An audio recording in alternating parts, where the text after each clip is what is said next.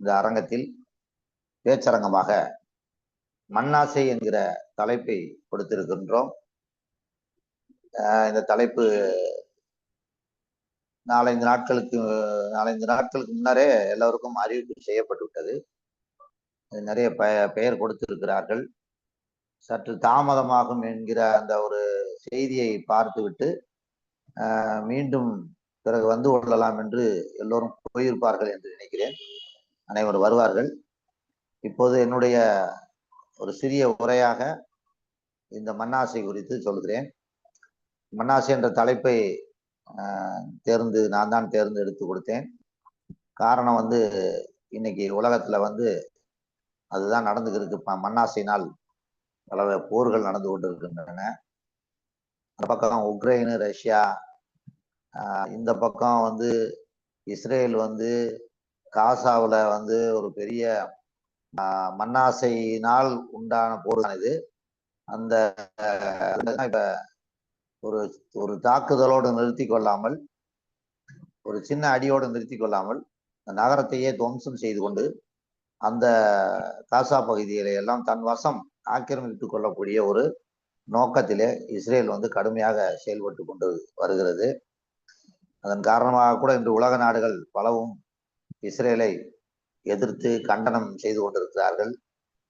இது ஒரு மனிதாபிமானம் உள்ள, உலகத்தில் எந்த இஸ்ரேலில் இருக்கக்கூடிய மனிதாபிமானம் உள்ள ஒரு மனிதனாக இருந்தாலும் கூட இதை சகித்து கொண்டிருக்க முடியாது, இதை சகித்து கொள்ள முடியாது.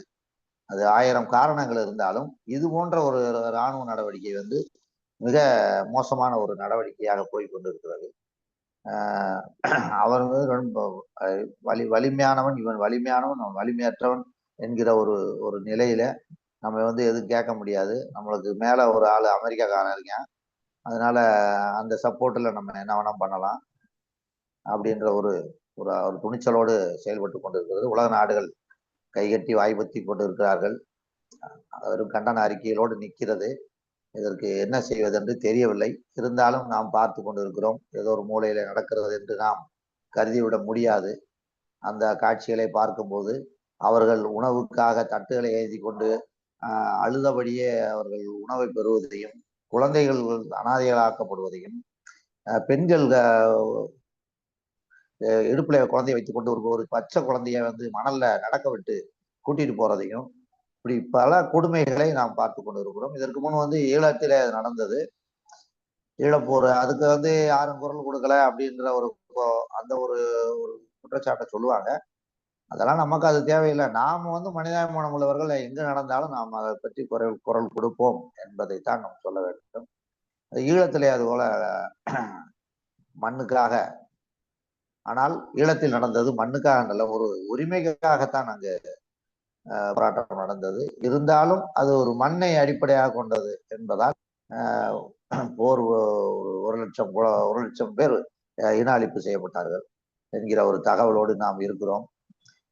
அது ஒரு வகையில ஏதோ ஒரு பக்கம் எப்பயுமே போர் ஒரு நல்ல நிலையை நிலை நிறுத்தாது. அது ஒரு பெரிய ஒரு சோகத்தை தான் தரக்கூடும், தரும். அந்த போர் என்பது சோகத்தை தரக்கூடியது.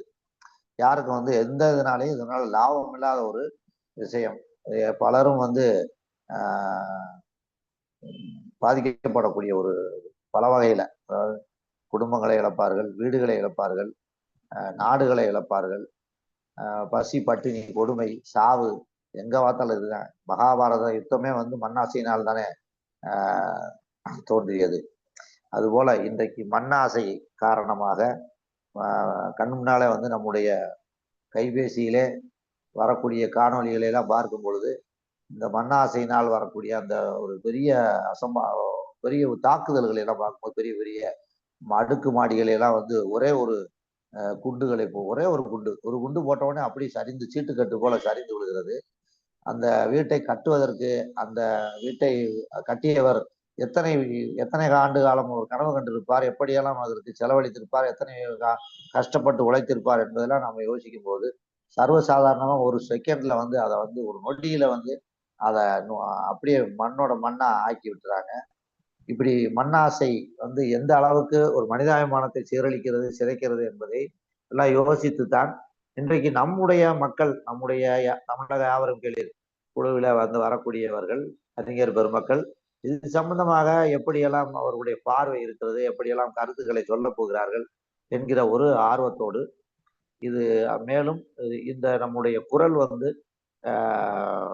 ஏதோ ஒரு இடத்துல ஒரு கதவை தட்ட வேண்டும்.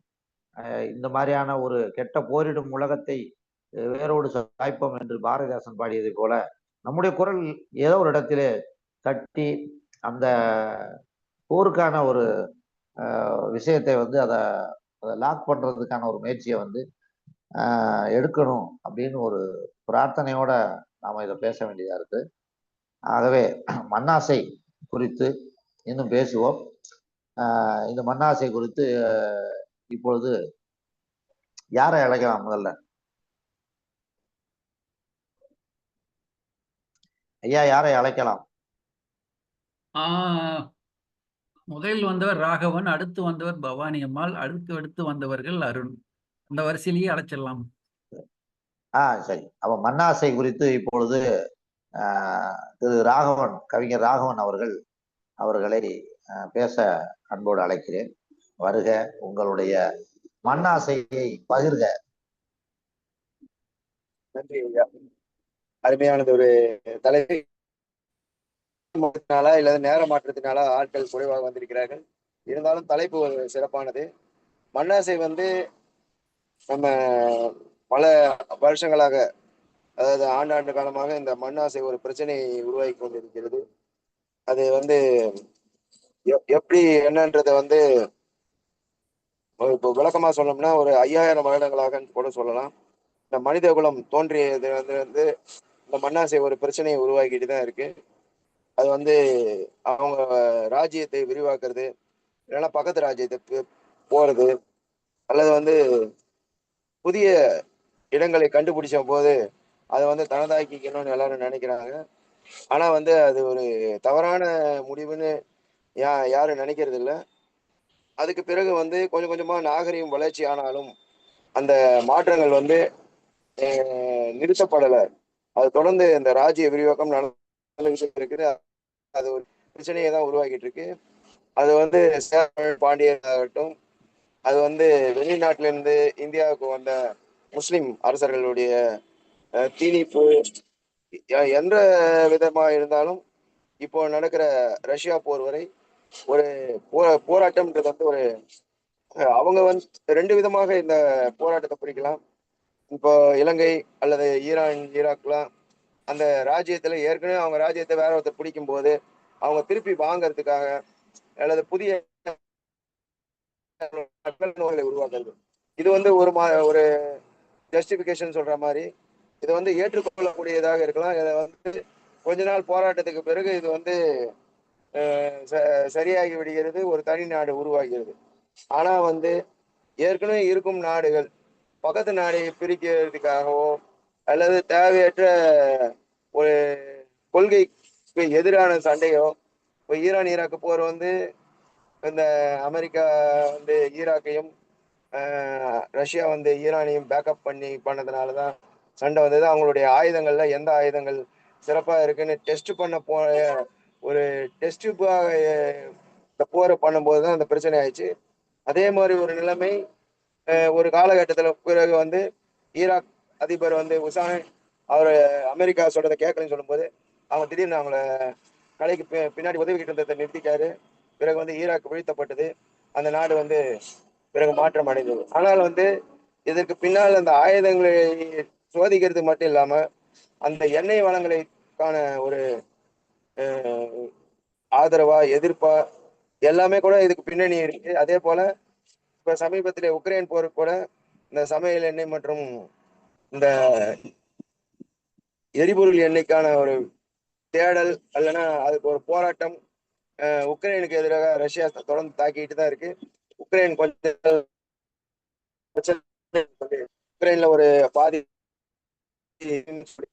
இப்ப நேரத்து கூட உக்ரைன் அதிபர் வந்து சொல்லியிருக்கிறேன், நான் இனிமே திரும்பி இந்த பதவி ஏற்க மாட்டேன், நாடு ரொம்ப செதஞ்சு போச்சு அப்படின்னு சொல்லியிருக்கு.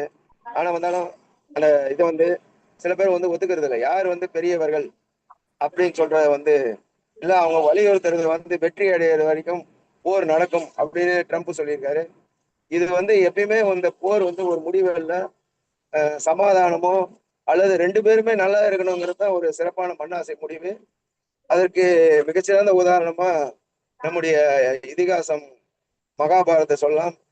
அது வந்து ராமாயணத்தை பெண்ணாசைன்னு சொல்லும் போது மகாபாரதத்தை வந்து மண்ணாசைன்னு சொல்றோம். அது வந்து சொந்த சக இருவரும் எதிர்ப்பாகி 100 பக்கம் 100 பேர் இருந்தாலும் அந்த கௌரவர் பக்கம் தோற்றது 5 பேர் இருக்கிற பாண்டவர்கள் ஜெயிச்சார்கள் தான் ஒரு இது. ஆனா வந்து அந்த 100 பேர் இறந்தது வந்து மிகப்பெரிய பாதிப்புன்னு தான் நான் நினைக்கிறேன். ஏன்னா தேவையில்லாம ஒரு மண்ணாசையில 2 பேருக்குமே தனித்தனி நாடு இருந்தது. ஆனா அந்த நாட்டை அந்த பக்கத்தில் இருக்கும் நாட்டையும் சேர்த்து தாங்களே ஆள வேண்டும் அப்படிங்கிற ஒரு தேவையில்லாத ஒரு பிரச்சனை காரணமாக தான் அவருடைய மடிவு இருந்தது. அதனால வந்து போர் எதிர்க்க ஒரு முடிவல் சமாதானம் என்கிற ஒரு வெள்ளை கொடிக்காக ஒரு இதா இருக்கு. இந்த இப்போ வந்து விவசாய படத்துல எம்ஜிஆருக்காக மருதகாசி எழுதிய ஒரு பாடலின் சில வரிகள் தான் இதுக்கு ஒரு முடிவு. இருந்திருந்தாம் நாட்டில் பல வண்ணக்கொடி, எத்தனையோ கட்சிகளின் எண்ணப்படி, பறக்க வேண்டும் எங்கும் ஒரு வண்ணக்கொடி, அது பஞ்சம் இல்லை எனும் அன்னக்கொடி என்று சொல்ல ஒரு 4 வரி தான். ஆனா எந்த போருக்குமே அந்த இடத்துலதான் சாப்பாடு பிரச்சனை சொன்னாரு. சாப்பிட முடியாம அந்த குழந்தைகள்லாம் அந்த காசா பகுதியெல்லாம் குழந்தைகள் இறந்து இருக்கு. சொந்த நாட்டுல இருந்து இன்னொரு நாட்டுக்கு அகதியா தப்பி போற மாதிரி ஒரு நிலைமையும் கிடையாது. அதே மாதிரி உணவு பஞ்சத்துக்கு காரணமாக இறப்பது ரொம்ப குறை. இந்த 2 ஒரே வரி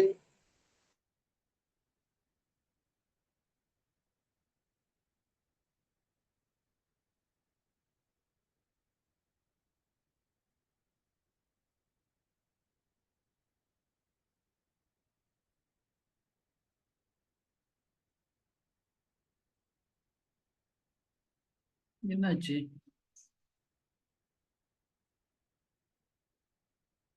ராகவன் பேசிட்டு முடிச்சிட்டீங்களா? ராகவன் முடிச்சிருக்கு. பேசுறதா பேசிக்கிட்டே இருக்கலாம். எதுக்கும் ஒரு முடிவு வேணாமா அப்படின்னு நிறைய பேர் பேசிட்டு 2வது வேணா 2வது ரவுண்டு போலாம். இல்ல இல்ல, கடைசியில நீங்க பேசுனது எதுவும் கேட்கல. இல்ல நான் வந்து சமாதானம்ன்ற வெள்ளை கொடிதான் ஒரு முடிவுன்னு நான் சொல்றேன். போர் வந்து எதுக்குமே ஒரு தீர்வு இல்லை அப்படின்னு சொல்லி முடிச்சு அப்படின்னு சொல்லி முடிச்சிருக்காரு தலைவரே. பேசுங்க. போர் வந்து முடிவல்ல. அது அது போர் தொடுப்பவர்களுக்கே தெரிந்த ஒரு நியாயம் தான் அது. போர் தொடுப்பவர்களுக்கே அவர்களே அறிந்த நியாயம் தான். போர் கொடுக்கறது நல்லது இல்லைன்னு. ஆனாலும் அவர்களுக்குள்ள அந்த பொங்கி எழக்கூடிய அந்த ஆசை, அந்த நாட்டுல வந்து அந்த மண்ணை பிடிக்க வேண்டும், மண்ணுக்குள்ள இருக்கக்கூடிய பொண்ணை பிடிக்க வேண்டும், அதற்கு கீழே இருக்கக்கூடிய எரிபொருள்களை எல்லாம் எல்லாத்தையும் அள்ளி கொண்டு வர வேண்டும் என்றெல்லாம் அவர்கள் ஒரு ஆசை. அந்த ஆசை வந்து அவர்களை வந்து ஒரு ஆசைய துன்பத்திற்கு காரணம் என்று புத்தர் சொன்னது போல, அவர்கள் அந்த துன்பத்தை கூட நினைக்காமல் அந்த ஆசையை நிறைவேற்றுவதிலேயே குறியாக இருக்கிறார்கள். அதன் விளைவாக இந்த மண்ணாசை ஏற்படுகிறது. இந்த மண்ணாசைக்கு என்ன செய்யலாம்னா, அவர் வந்து சமாதானம் வேணும், சமாதானமா போறதுதான் நல்லது அப்படின்னு. இதுதான் உண்மை, இதுதான் நிரந்தரமான ஒரு வார்த்தை. இருந்தாலும் அந்த சமாதானத்திற்கு இன்னும் வலுவாக சேர்க்கக்கூடிய அளவில் அடுத்து வரக்கூடியவர் எப்படி பேசுகிறார் என்று பார்ப்போம். மண்ணாசை குறித்து இப்பொழுது சகோதரி பவானி அவர்கள் நம்மிடையே பேச வருகிறார். அவரை வருக என வரவேற்கிறேன். நன்றிகள். செந்தமிழே உயிரே தருந்தேனே, செயலினை மூச்சினை உனக்களித்தேனே, நைந்தாயினில் நைந்து போவேன் வாழ்வில், நன்னிலை உனக்கேனில் எனக்கும் தானே என்ற பாவேந்தர் வரிகளோடு அன்னை தமிழை வணங்கி, தமிழினை யாவரும் கேளு நிறுவனர் திராவிடமணி ஐயா அவர்களுக்கும் மற்றும் விடியல் புகன் ஐயா அவர்களுக்கும் மற்றும் இணையத்தில் இணைந்துள்ள ராகவன் ஐயா, அருண் ஐயா அவர்களுக்கும் மற்றும் அனைத்து உறவுகளுக்கும் வணக்கத்தை கூறிக்கொண்டு, மிக அழகான ஒரு தலைப்பு, மண்ணாசை. யாருக்குத்தான் இல்லை மண்ணாசை? மண்ணில் பிறந்த அனைவருக்குமே மண்ணின் மீது ஆசை இருக்கிறது. அதான் ஒரு பாடலே இருக்கிறது, ஒருவன் ஒருவன் முதலாளி, உலகின் மற்றவன் தொழிலாளி. மண்ணின் மீது மனிதனுக்கு ஆசை, மனிதன் மீது மண்ணுக்கு ஆசை.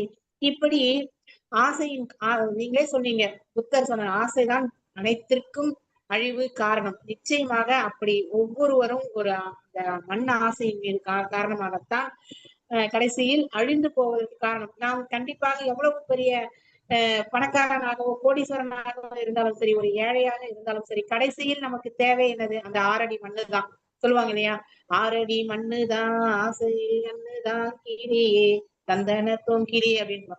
அந்த 6 அடி மண்ணு தான் நமக்கு சொந்தம். அப்படி இருக்கும் பட்சத்துல நாம அந்த மண்ணுக்காக நம்ம சொந்த பந்தங்கள் எல்லாமே வந்து ஒவ்வொருத்தருக்கு அடிச்சுக்கிறோம். சொல்லுவாங்க, கல் தோன்றி மண் தோன்ற காலத்தே முன் தோன்றிய மூத்த குடி தமிழ் குடி. அந்த தமிழ் குடியில பிறந்த மக்கள் அந்த மண்ணுக்காக அந்த சங்கீத சொல்லியிருக்காரு.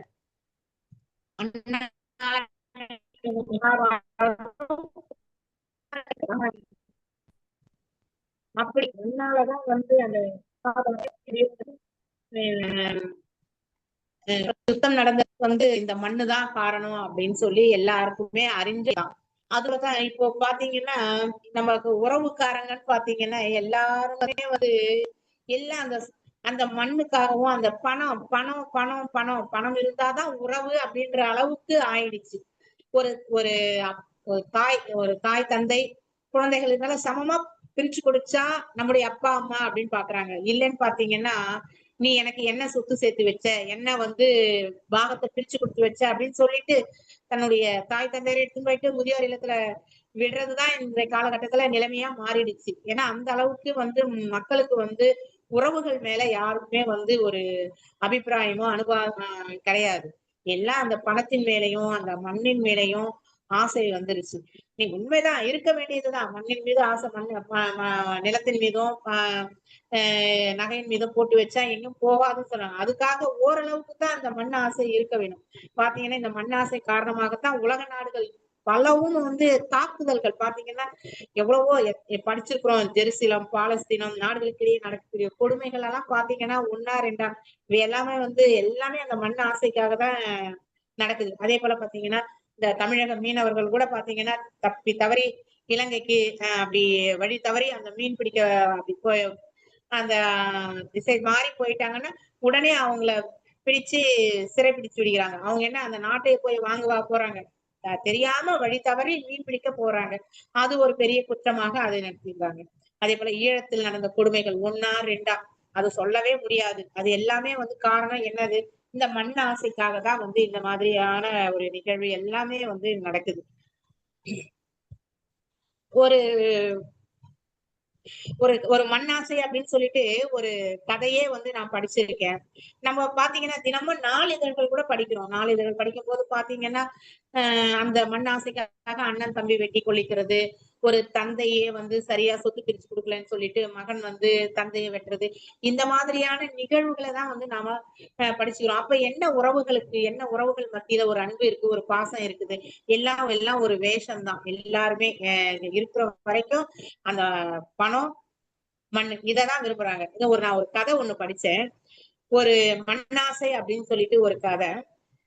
வீரமங்கலம் அப்படின்ற ஒரு கிராமம். அதுல வந்து பரம்பரை விவசாயி வெங்கடாச்சலம் அப்படின்ற அவர் வந்து நிலக்கடலை பயிர் செய்வதற்காக ஒரு கடன் வாங்குறாரு. அப்போ நிலக்கடலை பயிர் செய்யும் பொழுது அந்த அந்த பயிர் நல்லா முற்றி அத நிலக்கடலை பிடுங்குற சமயத்துல எப்படியோ தீப்பற்றி அந்த அந்த இதெல்லாம் எரிஞ்சு போயிடுது. அதனால வந்து ரொம்ப கடன் ஆயிடுறாரு.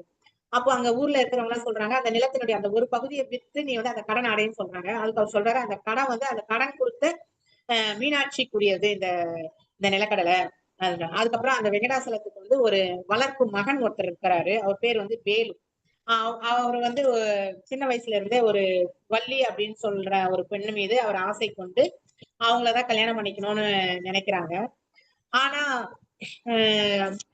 அந்த வள்ளி அவங்க அம்மா என்ன பண்றாங்க, அவங்க வேலுக்கு வந்து தன்னுடைய மகனை கொடுக்க கூடாது அப்படின்னு சொல்லிட்டு வேற ஒருத்தருக்கு மாயாண்டி அப்படின்னு சொல்லி அந்த அவங்களுடைய பையனுக்கு மணமுடிக்க அவங்க நினைக்கிறாங்க. அதுக்கப்புறம் அந்த வேலு அவங்க அப்பாவை வந்து அந்த வெங்கடாசலத்தை ஏதோ ஒரு கொலை குற்றத்துக்காக ஜெயில பீனாங்கு ஜெயில போட்டுடுறாங்க. அப்போ அந்த மாயாண்டியினுடைய அந்த மகன் என்ன பண்றான், மூத்த மகன் இல்ல அவர் வந்து அந்த தப்பு செய்யல, நான் தான் வந்து எனக்கு வந்து சரியான பாகத்தை வந்து பிரிச்சு கொடுக்கலன்னு சொல்லிக்காக அப்பாவை வந்து நான் தான் வந்து கொலை செஞ்சேன் அப்படின்னு அவன் ஒத்துக்கிறான். அதுக்கப்புறம் தான் வந்து அந்த அம்மா வந்து என்ன பண்றாங்க, ஓ பரவாயில்ல, அப்போ அவன் வந்து நல்லவனாதான் இருக்கான் வெங்கடாசலம், அவருடைய பையனுக்கு மனம் முடிச்சு கொடுக்குறேன்னு சொல்லிட்டு மனம் முடிச்சு கொடுக்குறாங்க. அதுக்கப்புறம் அந்த பினாங்கு ஜெயில இருந்து அந்த வேலுவனுடைய அந்த அப்பா வந்து வர்றாரு. அந்த என்ன பண்றாரு, அந்த சொத்துக்கள் எல்லாம் மறுபடியும் வந்து என்ன எழுதி தன்னுடைய மகனுக்கு கொடுத்துட்டு காலமாகிறார், இறந்து போகிறார். அப்போ அவர் இருக்கிற காலம் வரைக்கும் அந்த சொத்துக்களை அவர் சரியா அனுபவிக்கவும் இல்லை, துன்பத்தை தான் அனுபவிச்சாரு. அதாவது வேற யாரோ ஒரு செய்த ஒரு கொலையை வந்து தான் மீது விழுந்த பழியை அனுபவிச்சு துன்பம் தான் அனுபவிச்சாரு. ஆனா அந்த அனுபவிக்காம கடைசியில இறந்தும் போயிடுறாரு. ஆகவே நம்ம எதையுமே வந்து எனது எனது அப்படின்னு சொந்தம் கொண்டிக்காம எத்தனை நாள் நம்ம வாழ போறோம்? அந்த வாழற வரைக்கும் நம்ம வந்து அன்பு, அரவணைப்பு அதோட நம்ம வாழ வேணும். ஒவ்வொருத்தரும் எதுவுமே சொந்தமான கிடையாது. இன்னைக்கு எனக்கு சொந்தமான இருக்கிற அந்த பணம் நாளைக்கு வேற ஒருத்தர் கை மாறும். இன்னைக்கு சொந்தமா இருக்கிற நிலம் வேற ஒரு காரணத்தால ஒரு பிரச்சனைக்காக வேற ஒரு கை மாறும். ஆனா நம்ம வந்து காட்டுற அன்பும் பாசம் என்றுமே மாறாது. ஆகவே வாழ்கிற காலம் வரைக்கும் நாம வந்து அன்பா அனுசரணையா வாழ்வோம் அப்படின்னு சொல்லி இந்த வாய்ப்பளித்தமைக்கு மிக்க நன்றிகளை உரித்தாக்கி கொண்டு இடம் சாருகிறேன். அன்பு சகோதரி து. பவானி, திருவள்ளூர். நன்றிகள் ஐயா. அருமையுமா, ரொம்ப மகிழ்ச்சி, அருமையா சொன்னீங்க. அதுல அந்த கவிப்பேரரசு வைரமுத்து வரிகளை கூட சொன்னீங்க. மண்ணின் மீது மனிதனுக்கு ஆசை, மனிதன் மீது மண்ணுக்கு ஆசை, மண் தான் கடைசியில் ஜெயிக்கிறது, இது மனம்தான் உணர மறுக்கிறது.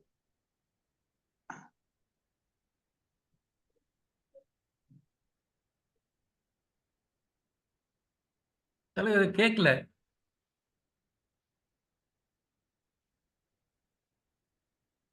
ஹலோ, கேக்குது.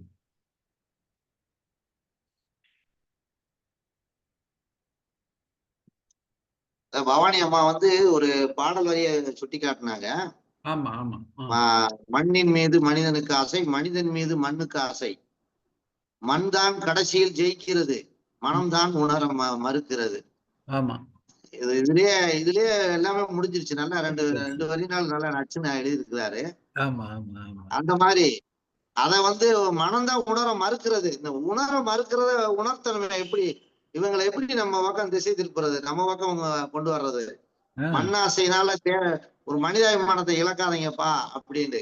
பக்கத்து வீட்டுல ஒரு காலடி கொஞ்சம் லேசா ஒரு செங்கல் அளவு ஏதாவது மண்ணு பட்டுச்சுன்னா இது ஏன் இடம்னு சொல்லி உடனே கோர்ட்டுக்கு போயிடுறான். அப்புறம் வந்து வருஷ கணக்குல கோர்ட்ல நடக்கு. நம்ம ஐயா விடியல் கூகன் மாதிரி ஐயா அவர்கள் வந்து அந்த கேஸ ஒரு 25 வருஷத்துக்கு இழுப்பாரு, தீர்ப்பு சொல்லணும்னு சொல்லி. அது தீர்ப்பு இப்ப பிறகு வராது. அவங்க 2 பேரும் போன பிறகு அவங்க பேர பிள்ளைய வந்து அதை நடத்துவாங்க அந்த கேஸ. இப்படிதான் ஓடிட்டு இருக்கு. இந்த வீம்பு நமக்கு தேவையா? ஒரு ஈகோ தேவையா? ஒருத்தர் விட்டு கொடுத்து போவோம், இதனால என்ன ஆக போகுது அப்படின்ற ஒரு விஷயமே வந்து மனிதர்கள் வந்து அதை நினைத்து பார்க்க மாட்டேன்றாங்க. ஒருவேளை மரபு அந்த அணுக்கள்ல ரத்தத்தோட கலந்ததா இருக்குமோ? இந்த மண்ணாசையும் பொன்னாசையும் பெண்ணாசையும் புகழாசையும், இப்படி எத்தனை ஆசைகள் இருக்கு, ஏகப்பட்ட ஆசைகள் இருக்கு. அதுல மண்ணாசை வந்து ரொம்ப மோசமான ஒரு ஆசை. அப்படி ஓடிக்கிட்டு இருக்கு. ஒரு வரப்பு சண்டையிலன்னா ஒண்ணுக்கு ஒண்ணு வெட்டிக்கு செத்து போயிடுறாங்க. அப்புறம் அதுக்கடுத்து பழி வாங்குற படலங்கள் தொடருது. நீ எங்க அப்பாவை கொண்டையில, எங்க தாத்தாவை கொண்டையில, 3 தலைமுறைக்கு முன்னாடி எங்க தாத்தனை நீ வெட்டுனீல, நான் உன்னைய வெட்டுறேன்னு சொல்லி 7 தலைமுறைக்கு பிறகு ஒருத்தன் முளைச்சு வந்து அந்த ஒரு பழியை வாங்குவேன். இந்த மண்ணாசை இங்க எல்லாம் கொண்டு போவாருங்க. கடைசியில மண்ணுக்குள்ள போறோம்ன்ற அந்த தத்துவத்தை வந்து அவங்க ஏன் அதை வந்து உணர மாட்டேன்றாங்க? இதனுடைய காரணம் என்னன்னு ஒண்ணுமே புரியல. மனிதர்களுக்கு அந்த மூளையிலே அது ஒரு இது இருக்கோ, ஒரு சுவிட்ச் வச்சிருக்கோ என்னன்னு தெரியல. எங்க வீட்டுல எல்லாம், எங்க வீட்டு பக்கத்துல எல்லாம் பக்கத்து வீட்டுக்காரரு அவரு என் இடத்துல அவர் வந்து செவரு வச்சுட்டாரு. ஒரு ஒரு ஒரு அரை அடி இடம் நெட்டுக்கு அப்படி நீளமா பார்த்தோம்னா ஒரு குறிப்பிட்ட சதுரடிகள் வந்து வரும். ஆனா அவர் வந்து என்னை கேட்காமலே வந்து வச்சாரு. அப்புறம் நான் வந்து இது இல்லைங்க, இது என்னோட இடம், நீங்க வச்சிருக்கீங்கன்னு சொன்னேன். இல்ல ஏன் இடம்னாரு. ஏன் இடம் இல்லைன்னு இல்லைங்க, அப்படிலாம் இல்லை அப்படின்னு சொல்லி வாக்குவாதம் ஆகுது. அப்ப வாங்க அளந்துக்குருவோம் அப்படின்னு சொல்லும் போது உங்க பத்திரத்தை எடுங்கன்னு சொல்லும் போது அவருக்கு பத்திரமே இல்லை, என் வீட்டுக்கு பத்திரம் இருக்கு. கடைசியில அவரே வந்து உங்க பத்திரத்தை கொடுங்க, நான் பத்திரம் போட்டுக்கிறேன் புதுசா அப்படின்னு சொல்லி என்கிட்ட பத்திரம் வாங்கிட்டு போனாரு. இருந்தாலும் அந்த அரை அடி நிலத்தை நீங்க வச்சுக்கங்கன்னு சொல்லிட்டு எனக்கு காசு கொடுத்து வேணான்ட்டேன். அது மேல உனக்கு ஆசை. எனக்கு வந்து அந்த அரை அடி நிலத்தை வந்து என்னோட அம்மா அப்பா வந்து எனக்கு சம்பாரிச்சு கொடுக்கலன்னு நான் நினைச்சுக்கிறேன். நீ வச்சுக்க, இது ஒண்ணும் இல்லை, உன் மனசாட்சிக்கு தெரிஞ்சிருச்சுல, நீயே வச்சுக்க அப்படின்னு சொல்லி கொடுத்தேன். விட்டு கொடுக்குறவங்கனால ஒண்ணும் இல்லை. அதுல என்ன நம்ம பிறண்டு உருள போறோம், அது ஒண்ணு இருக்கு. இருந்தாலும் உரிமையை வந்து முடிஞ்ச வரைக்கும் விட்டு கொடுக்க கூடாதுன்ற ஒரு விஷயத்துல வரும்போது ரொம்ப ஒரு மோசமான கிரிட்டிக்கலான ஒரு சம்பவங்கள் வந்துடும். ஒரு மோசமான போய்க்கிடுவோம், இது தேவையில்லை. அந்த இடம் அதுக்காக நம்ம ஏன் வந்து நம்மளுடைய பிராணனை இழக்கணும் அப்படின்னு ஒரு சிந்தனை வரும்போது நம்ம விட்டு கொடுத்துட்டு போகலாம். நிறைய இடம் இருக்கு, வச்சுட்டு போ, அவ்வளவுதானே. என்னோட இடம்ன்றது உனக்கு தெரிஞ்சுட்டே இருக்கணும் அப்படின்னு நம்ம வந்து ஒரு பார்த்து இடத்துக்காக அப்புறம் வந்து அளக்கிறதுக்கு காட்டுல போய் என் காட்டு உனக்கு பாதை இல்லைன்னு அடைக்கிறது, சுத்தி அடைச்சிடுறது. அந்த காட்டுக்கு மேல இருக்க காட்டுக்கு போறதுக்கு இந்த ஏழை விவசாயி உள்ள போக மாட்டேன், பணக்கார விவசாயி அடைச்சிக்கிருவான். காரணம் என்னன்னு கேட்டா அப்படியே அந்த இடத்தையும் நமக்கு விட்டுட்டு போகட்டும் அப்படின்னு சொல்லி ஒரு ஒரு ஒரு கயமையான குணத்துல வந்து அவனை வந்து இடைஞ்சல் பண்ணுவேன். கடைசியில் அந்த ஏழை விவசாயி பாவம் அவன் அதை வச்சு ஓட்டிக்கிட்டு இருப்பேன். வேற வழி இல்லை, அங்க போறதுக்கு வழி இல்லை, எங்கேயும் போய் முறையிடவும் முடியாது. அதுக்கான சட்டங்களும் இன்னைக்கு இல்லை. ஒரு குளறுபடியான சட்டம் அந்த விஷயத்துல இருக்குது, சொத்து உரிமை சட்டத்துல. அதுக்கெல்லாம் அவங்களுக்கெல்லாம் வந்து ஒரு வழிவகைகள் செய்யணும் அரசாங்கம். அவங்கவுங்க நிலத்துக்கு போறதுக்கு பாதைகளை கொடுக்கறதுக்கு ஒரு ஒரு தனிப்பட்ட ஒரு உரிமை சட்டம் இருக்கணும். இருந்தா தான் அந்த மாதிரியான ஒரு ஏழை எளிய விவசாயிகள் வந்து பாதிக்கப்படாமல் இருப்பார்கள் அப்படின்னு எனக்கு தோணுது. அப்படி இந்த மாதிரி எல்லாம் நடக்குது மண்ணாசை காரணமாக. எல்லாம் தெரியும். இப்ப நம்ம அம்மா அவங்க டாக்டர் கமலா நேரு அவர்கள் வந்திருக்கிறார்கள். அவங்க வந்து ஒரு பெரிய நிலக்கிழார். அவங்களுக்கு தெரியும் அந்த மண்ணை பத்தியும் உழைப்பை பத்தியும் மனிதாபிமானத்தை பத்தியும் அவங்க தெரியும். இப்போது கமலா நேரு அவர்களை பேச அழைப்போம். அருண் வெயிட் பண்றாரு. கவிஞர் அருண் வருகிறாரா? நான் பேசிட்டுங்களா? பேசுங்க, நீங்க பேசுங்க. வெளியில போறேங்க ஐயா. அருணுக்கு வாய்ப்பு ஒரு 5 நிமிடம் நான் பேசிடுறேங்க ஐயா, நான் வெளியில கொஞ்சம் போற வேலை இருக்கு. கமலா நேரமா விட்டு கொடுப்பாங்க உங்களுக்கு, நீங்க பேசுங்க. கண்டிப்பா. ஆனா இட்லி ஆரம்பிங்க ஐயா. அம்மாவை பேசலுங்க, நான் விட்டு கொடுக்க தேவையில்லைங்க ஐயா. ஏன்னா இதுல என்னாச்சும் விட்டு கொடுத்துட்டு போவோம். ஏன்னா மண்ணாசை இருக்கிறது, ஏன்னா பிரச்சனையே அங்கதான் ஆரம்பிக்குது.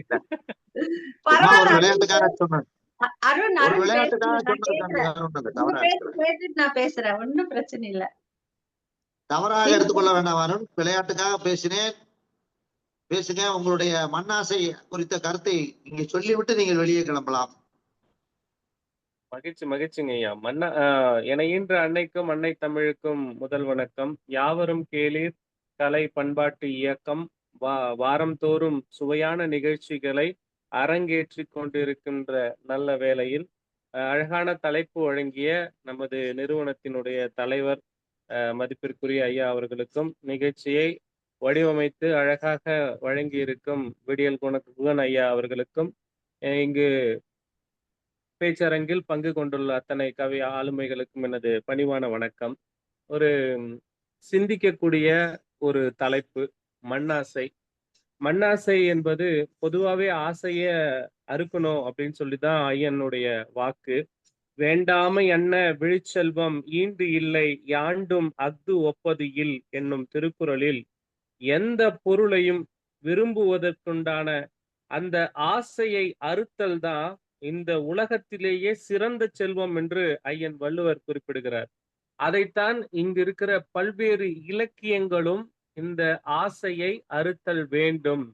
ஏன்னா அறம் பொருள் இன்பம் வீடு என்று நான் மறைகளையும் வலியுறுத்துகின்ற பெரியவர்கள் பெரும்பாலும் இந்த ஆசையை அறுக்க வேண்டும். ஆசையினால் துன்பம் நிகழ்கிறது என்பதை இங்கு படம் பிடித்து காட்டியிருக்கிறார்கள்.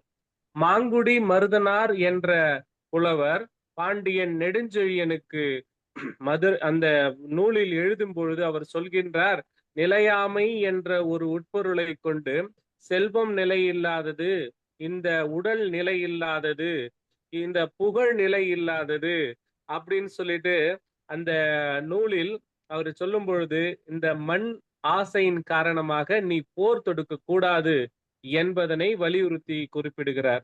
நீ என்ன பண்ணு, நிலத்தையும் நீரையும் சேர், நிலமும் நீரும் புணரியோர் இண்டு உடம்பும் உயிரும் படைத்தீசினோரே என்று புலவர் மன்னனுக்கு அறிவிப்பை கொடுத்துற. நீ ஏன் அவ்வளவு போர் வெறியோட இருக்கிற? இந்த போர் வெறியெல்லாம் நிலை இல்லாதது, உனக்கு மண் ஆசையெல்லாம் இருக்கக்கூடாது, நிலைத்த புகழை அடைய வேண்டுமா, இதை செய் என்று அவர் சொல்லியிருக்கிறார்.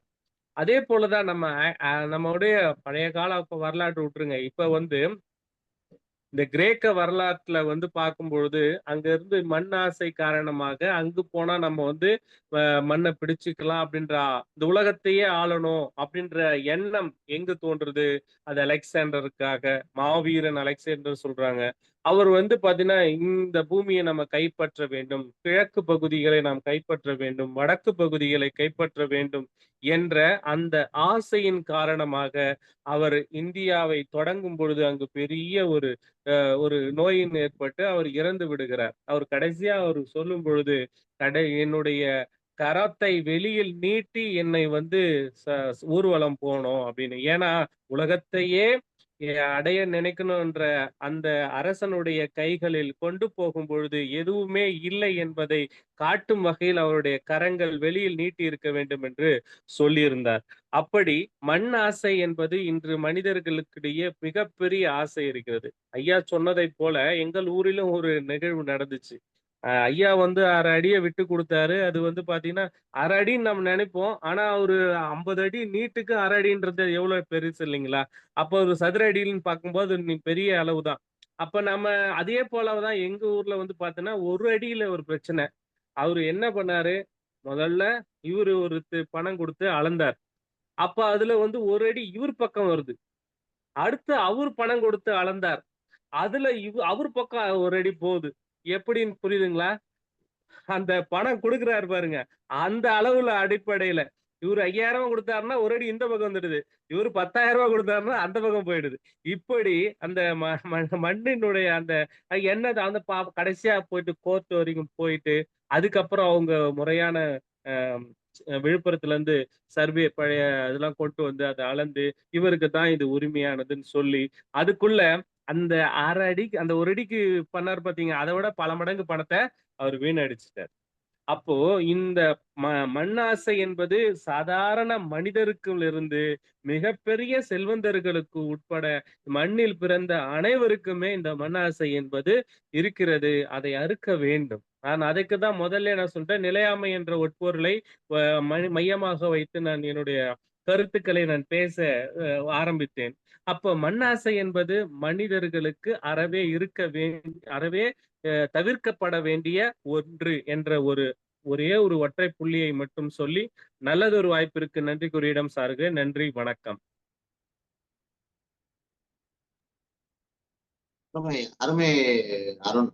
அதாவது இந்த அலெக்சாண்டர் இந்த கைகளை தொங்க போட்டு போனாரு அப்படின்னு சொல்ற அந்த கதை இப்ப நீண்ட காலமாக இன்று வரைக்குமே இந்த மண்ணாசைக்கு எடுத்துக்காட்டாக சொல்லக்கூடிய ஒரு உதாரண கதையாக கொண்டிருக்கிறது. அது உண்மையா பொய்யா என்பது நமக்கு தெரியாது. எனக்கு கூட அந்த யோசனை வந்துச்சு, அலெக்சாண்டர் இப்படி சொல்லியிருப்பாரா, இப்படித்தான் போனாரா அப்படின்னு தெரியல. ஆனாலும் அது பொருத்தமான ஒரு கதையாக, அவருக்கு பொருந்திய ஒரு கதையாக அதை நம்ம அந்த எடுத்துக்கொள்ளலாம். கதையில கொஞ்சம் மருத்துவர்களையும் சேர்த்திருப்பாருங்க ஐயா. அவர் வந்து ஆஹ் மருத்துவராலையும் என்னால காப்பாத்த முடியல அப்படின்ற அந்த கதை நீளுங்க ஐயா. ஆமா, அது வந்து நம்மளே இப்ப அடுத்தடுத்து நம்மளே எழுதலாம். அலெக்சாண்டர் வந்து 2 வரியை விட்டுட்டாரு, இப்படி எழுதுனாருன்னு சொல்லி நம்ம எழுதிடலாம். அதையும் கண்டினியூ பண்ணிடுவாங்க மக்கள் வந்து.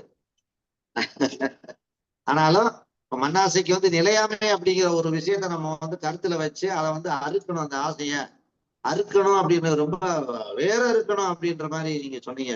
அதெல்லாம் உண்மையிலே வந்து அந்த ஆசையே துன்பத்துக்கு காரணம் அப்படிங்கிற மாதிரியே இந்த ஆசையை வந்து நம்ம வந்து விட்டொழிக்கிறதுக்கு வந்து தினமும் வந்து கண்ணதாசன் சொல்வதை போல, நான் தினமும் சுடுகாட்டுக்கு செல்கிறேன் அப்படின்னு சொல்றார். சுடுகாட்டுக்கு சென்று அங்கு இறந்தவர்கள் புதைக்கப்பட்டிருப்பதை பார்க்கிறேன். அப்பொழுது நான் ஒரு நிம்மதி அடைகிறேன். நாம் ஒரு நாளைக்கு இறந்துவோம் அப்படின்றதுனால எனக்கு மனசுல வந்து ஒரு நல்ல விஷயங்களை அங்க உள்ள வந்து ஏற்படுது அப்படின்றதுனால அந்த மாதிரி அவர் எழுதியிருப்பார். இது போல நீங்க சொன்னது அதுதான். மன்னர்கள் வந்து இந்த நாடு பிடிக்கும் ஆசையில வந்து எங்கெங்கயோ போய் எத்தனையோ லட்சக்கணக்கான மக்களை எல்லாம் வெட்டி வீழ்த்திட்டு, பெண்களை எல்லாம் சிதைச்சிட்டு, குழந்தைகளை கொன்னுட்டு, இப்படி ஏகப்பட்ட அக்கிரமங்களுக்கு வழிகோலக்கூடியதுதான் போர்ன்றது அதுல வந்து எழுதப்படாத ஒரு விஷயமாக இருக்கிறது. அததான் வந்து ஆண்டான் இங்கே, அடிமை இங்கே, அசடனம் இங்கே, அறிஞனும் இங்கே, ஆவி போனவன் அந்த இந்த பாட்டு வரும்ல, அசடனம் இங்கே, பட்டினத்தார் பாடல். ஆவி போனவன் கூடுவார் இங்கே, ஆகையினால் அப்படின்னு ஒரு பாட்டு வரும். நம் வாழ்விற்கானா நம் வாழ்வில் சமரசம் இடமே.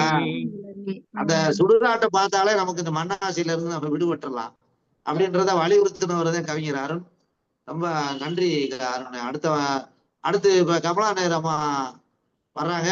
இத வந்து நம்ம நிறுவனர் ஐயா கொஞ்சம் கவனிக்க சொல்கிறேன். என்னுடைய உறவினர் ஒருத்தர் வந்திருக்கிறாரு, அவரை அனுப்பிச்சிட்டு நான் வந்துடுறேன். கமலா நேரமா நீங்க பேசுங்க. கமலா நேரமா நன்றி. பேசுங்க. நன்றி ஐயா. தொடருவோம். பேசலாங்களா? பேசுங்கம்மா. யாவரும் கேளீர் இலக்கிய மையத்தின் மிக அருமையான நிகழ்ச்சி சென்று கொண்டிருக்கிறது. பேசியவர்கள் மிக சிறப்பாக பேசினார்கள். யாவரும் கேளீர் இலக்கிய மைய நிறுவனர் விடியல் குகன் ஐயா அவர்களுக்கும், தலைவர் ராகவன் ஐயா அவர்களுக்கும், மற்றும் இங்க கூடியிருக்கின்ற இலக்கிய சொந்தங்கள் அனைவருக்கும் மாலை வணக்கம்.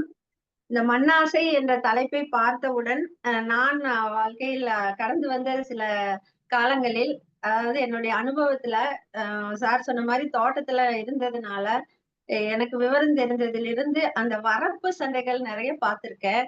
அதாவது நாங்க ஒரு 3 ஏக்கரா நிலம் வச்சிருந்தோம். பின்னாடியும் முன்னாடியும் பாத்தீங்கன்னா இன்னொருத்தர் அவங்களும் ஒரு 2 ஏக்கரா 3 ஏக்கரா வச்சிருப்பாங்க. அந்த வரப்புலதான் சண்டை வரும். நானும் இதை சொல்லிடுவேன் எங்க அம்மாட்ட, அம்மா அதுல என்னமா வரப்போகுது, புல் இருக்குது அவ்வளவுதான், அது மாடு மேய்க்கிறோம் அவ்வளவுதானு, விட்டுருங்க அப்படின்னு நாங்க நிறைய அட்ஜஸ்ட் பண்ணி போயிருவோம். ஆனா சிலர் என்ன பண்ணுவாங்க, அந்த மாட்டை வந்து எங்க வரப்புலயே வந்து மேய்ப்பாங்க. அந்த வரப்புல வந்து மேய்க்கிறதுல என்ன சந்தோஷம்னு தெரியல. நிறைய அந்த மாதிரி சண்டை பார்த்திருக்கேன். அத வந்து அந்த மண்ணாசை தான் அதுக்கு மெயின் காரணம். அதாவது அவங்க பூமி அவ்வளவு இருக்கும், இருந்தாலும் அந்த அந்த பார்டர்ல வந்து சண்டைக்கு வருவாங்க.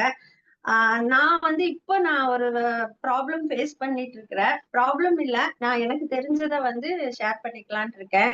நான் நிறைய எங்க வீட்டுக்கு பின்னாடி ஒரு ரிசர்வ் சைட் இருக்குது. அதுல வந்து முதல்ல வந்து என்ன பண்ணாங்கன்னா, அது கிளீன் பண்ணி அவரு ஐயா வந்து நம்ம கலைஞரோட பேரன் ஓட பர்த்டேவை செலிப்ரேட் பண்ணாங்க. உதயநிதி ஸ்டாலின் பர்த்டேவை செலிப்ரேட் பண்றதுக்கு ஒரு கபடி கிரவுண்ட் அழகா பண்ணாங்க.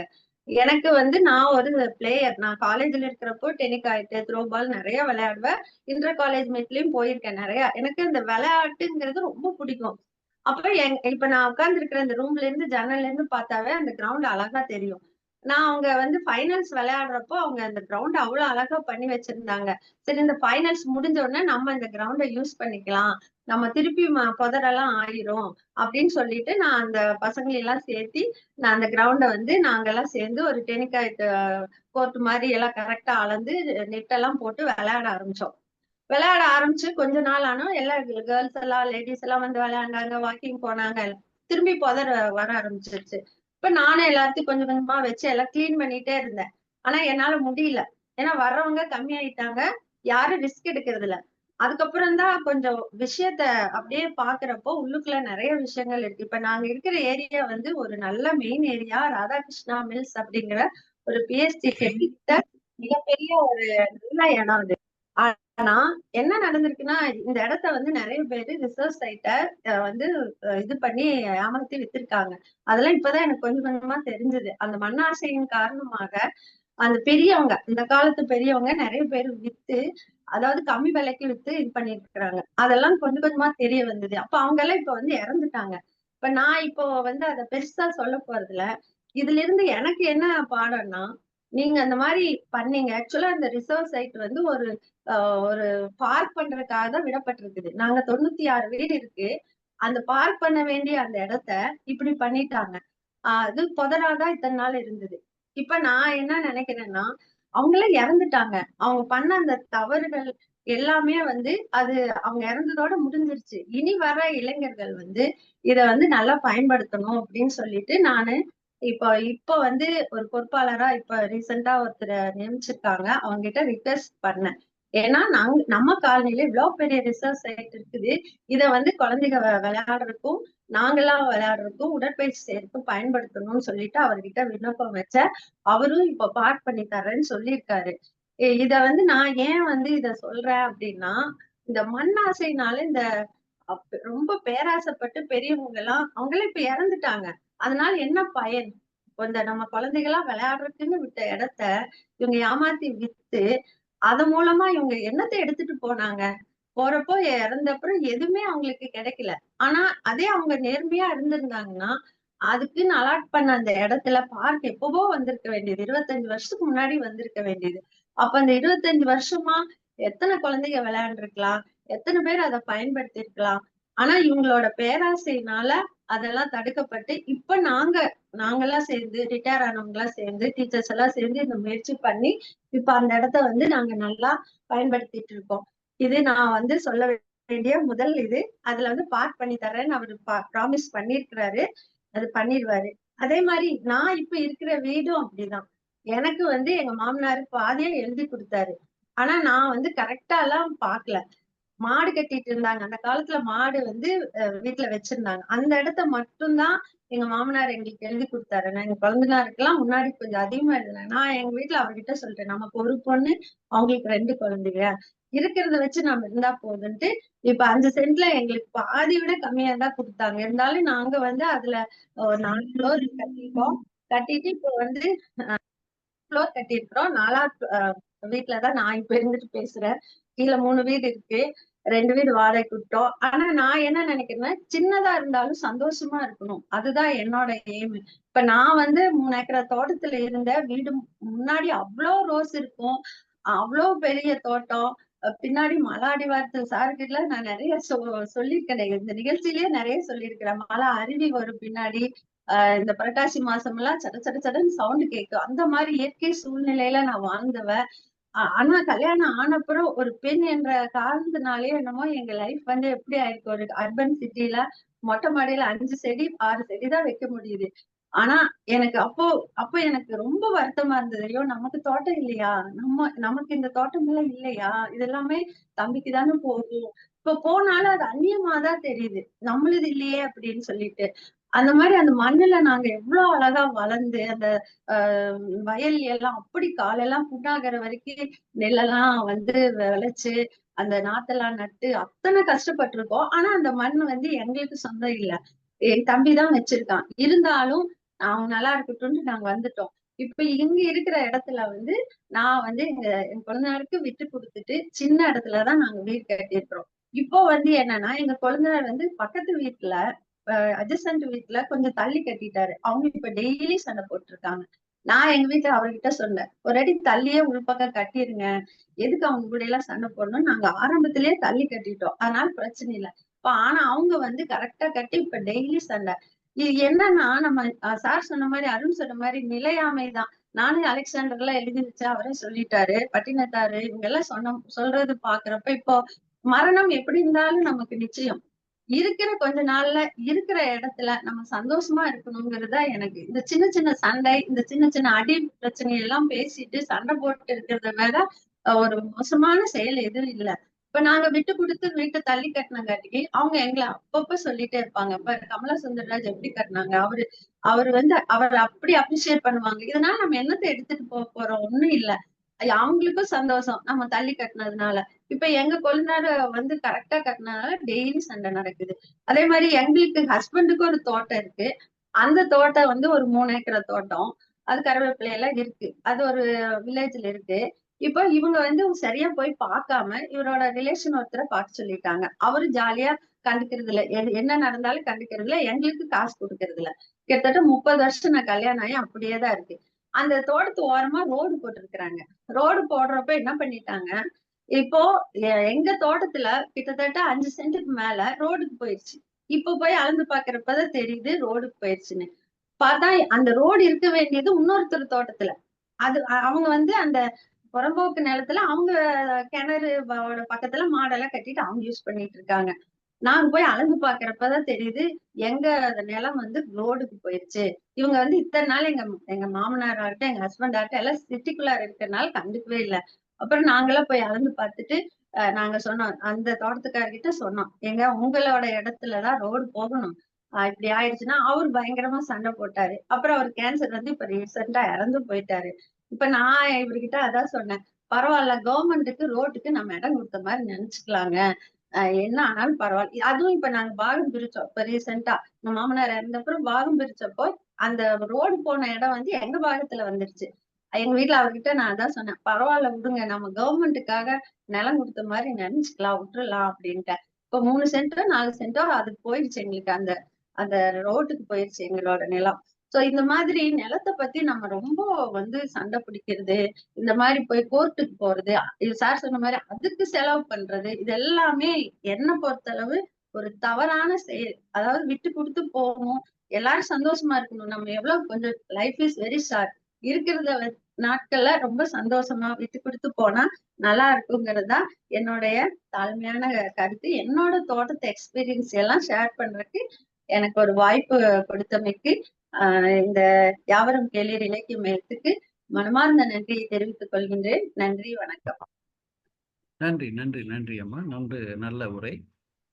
விட்டு கொடுத்தால் கெட்டு போவதில்லை என்று உங்களுடைய அனுபவ உரையை அழகாக சொன்னீர்கள். பக்கத்து வீட்டுக்காரருடைய நில ஆக்கிரமிப்பும் சரி, நிலங்களை மற்றவர்களுக்கு அரசாங்கம் எடுத்ததையும் பெருந்தன்மையோடு பரவாயில்லை என்று விட்டு கொடுத்ததும் சரி, இது போன்று விட்டு கொடுத்ததன் மூலமாக மன நிம்மதியை நாம் பெறலாம் என்ற கருத்தை நல்ல முறையிலே எடுத்து கூறினீர்கள். மண்ணாசை வேண்டாம் அப்படிங்கிறத உங்க கருத்தை முன் வச்சிங்க. அடுத்தபடியாக சரவணன் வந்திருக்கின்றார். நன்றி அம்மா, நீங்க நல்ல கருத்து சொன்னீங்க, நன்றி. எல்லாமே பேசணுன்னே போயிடுறாங்க. கடைசியா யாரு? நான் வந்து போய் சமையல் செய்யணும், சட்னி செஞ்சு வச்சுட்டு வந்துட்டேன், போய் இட்லி ஊத்தணும். கடைசியில் நான் பேசும்போது நான் மட்டும்தான் இருப்பேன் போல இல்ல, இருக்கு. நான் கேட்டுட்டே தான் பண்ணுவேன். நான் வந்து கிச்சன்ல சரவணனும் வந்தாரு போயிருவாரு, அவரும் பேசி முடிச்சுனே போயிருவாரு.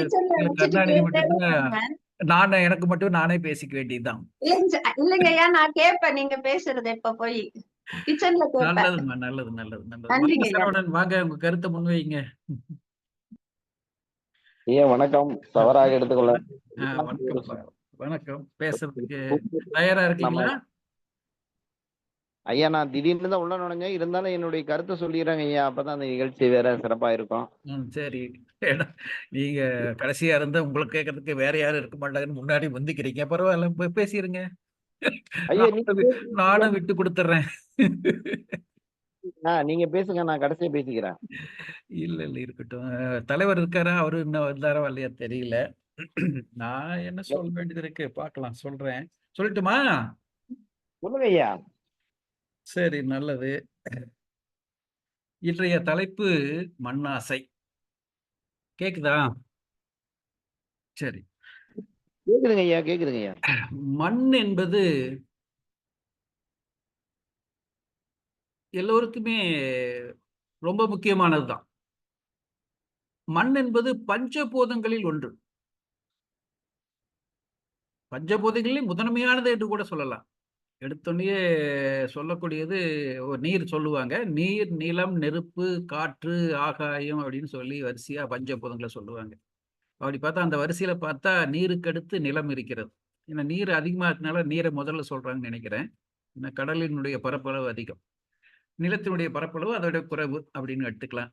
ஆக நிலம் என்பது மிகவும் அவசியமா. நிலம் என்பது ஒரு பஞ்சபூதங்களில் ஒன்றாக வருகிறது. ஏன் பஞ்சபூதங்கள் சொல்றேன்னா, அந்த பஞ்சபூதங்கள் சேர்ந்ததுல தான் எல்லா உயிரினங்களும் தோன்றி இருக்கிறது. பஞ்சபூதங்கள் சரியாக அமைந்த போதுதான் உயிரினங்கள் தோன்றுகின்றன.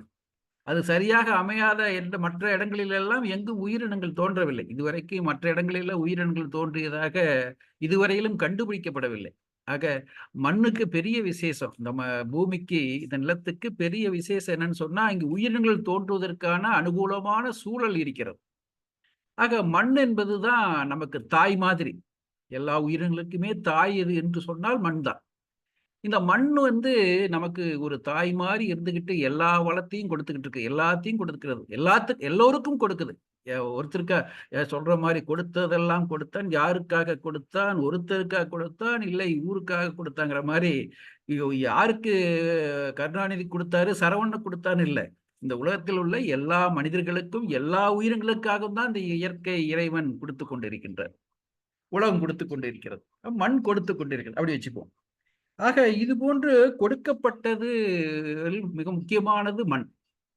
இந்த மண்ணை பொறுத்த வரைக்கும் ஒரு பற்று இருக்கத்தான் செய்யும். எல்லாருக்குமே இப்போ ஒரு பற்று இருக்கும். ஒரு குறிப்பா பிறந்த இடத்து பற்று. ஒரு எந்த இடத்துல ஒரு மனிதன் தோன்றுகிறானோ அந்த இடத்தை பற்றிய ஒரு பற்று என்பது தவிர்க்க முடியாது.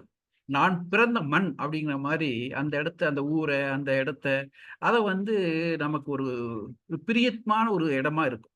ஏன்னா அது வந்து இயல்பானது.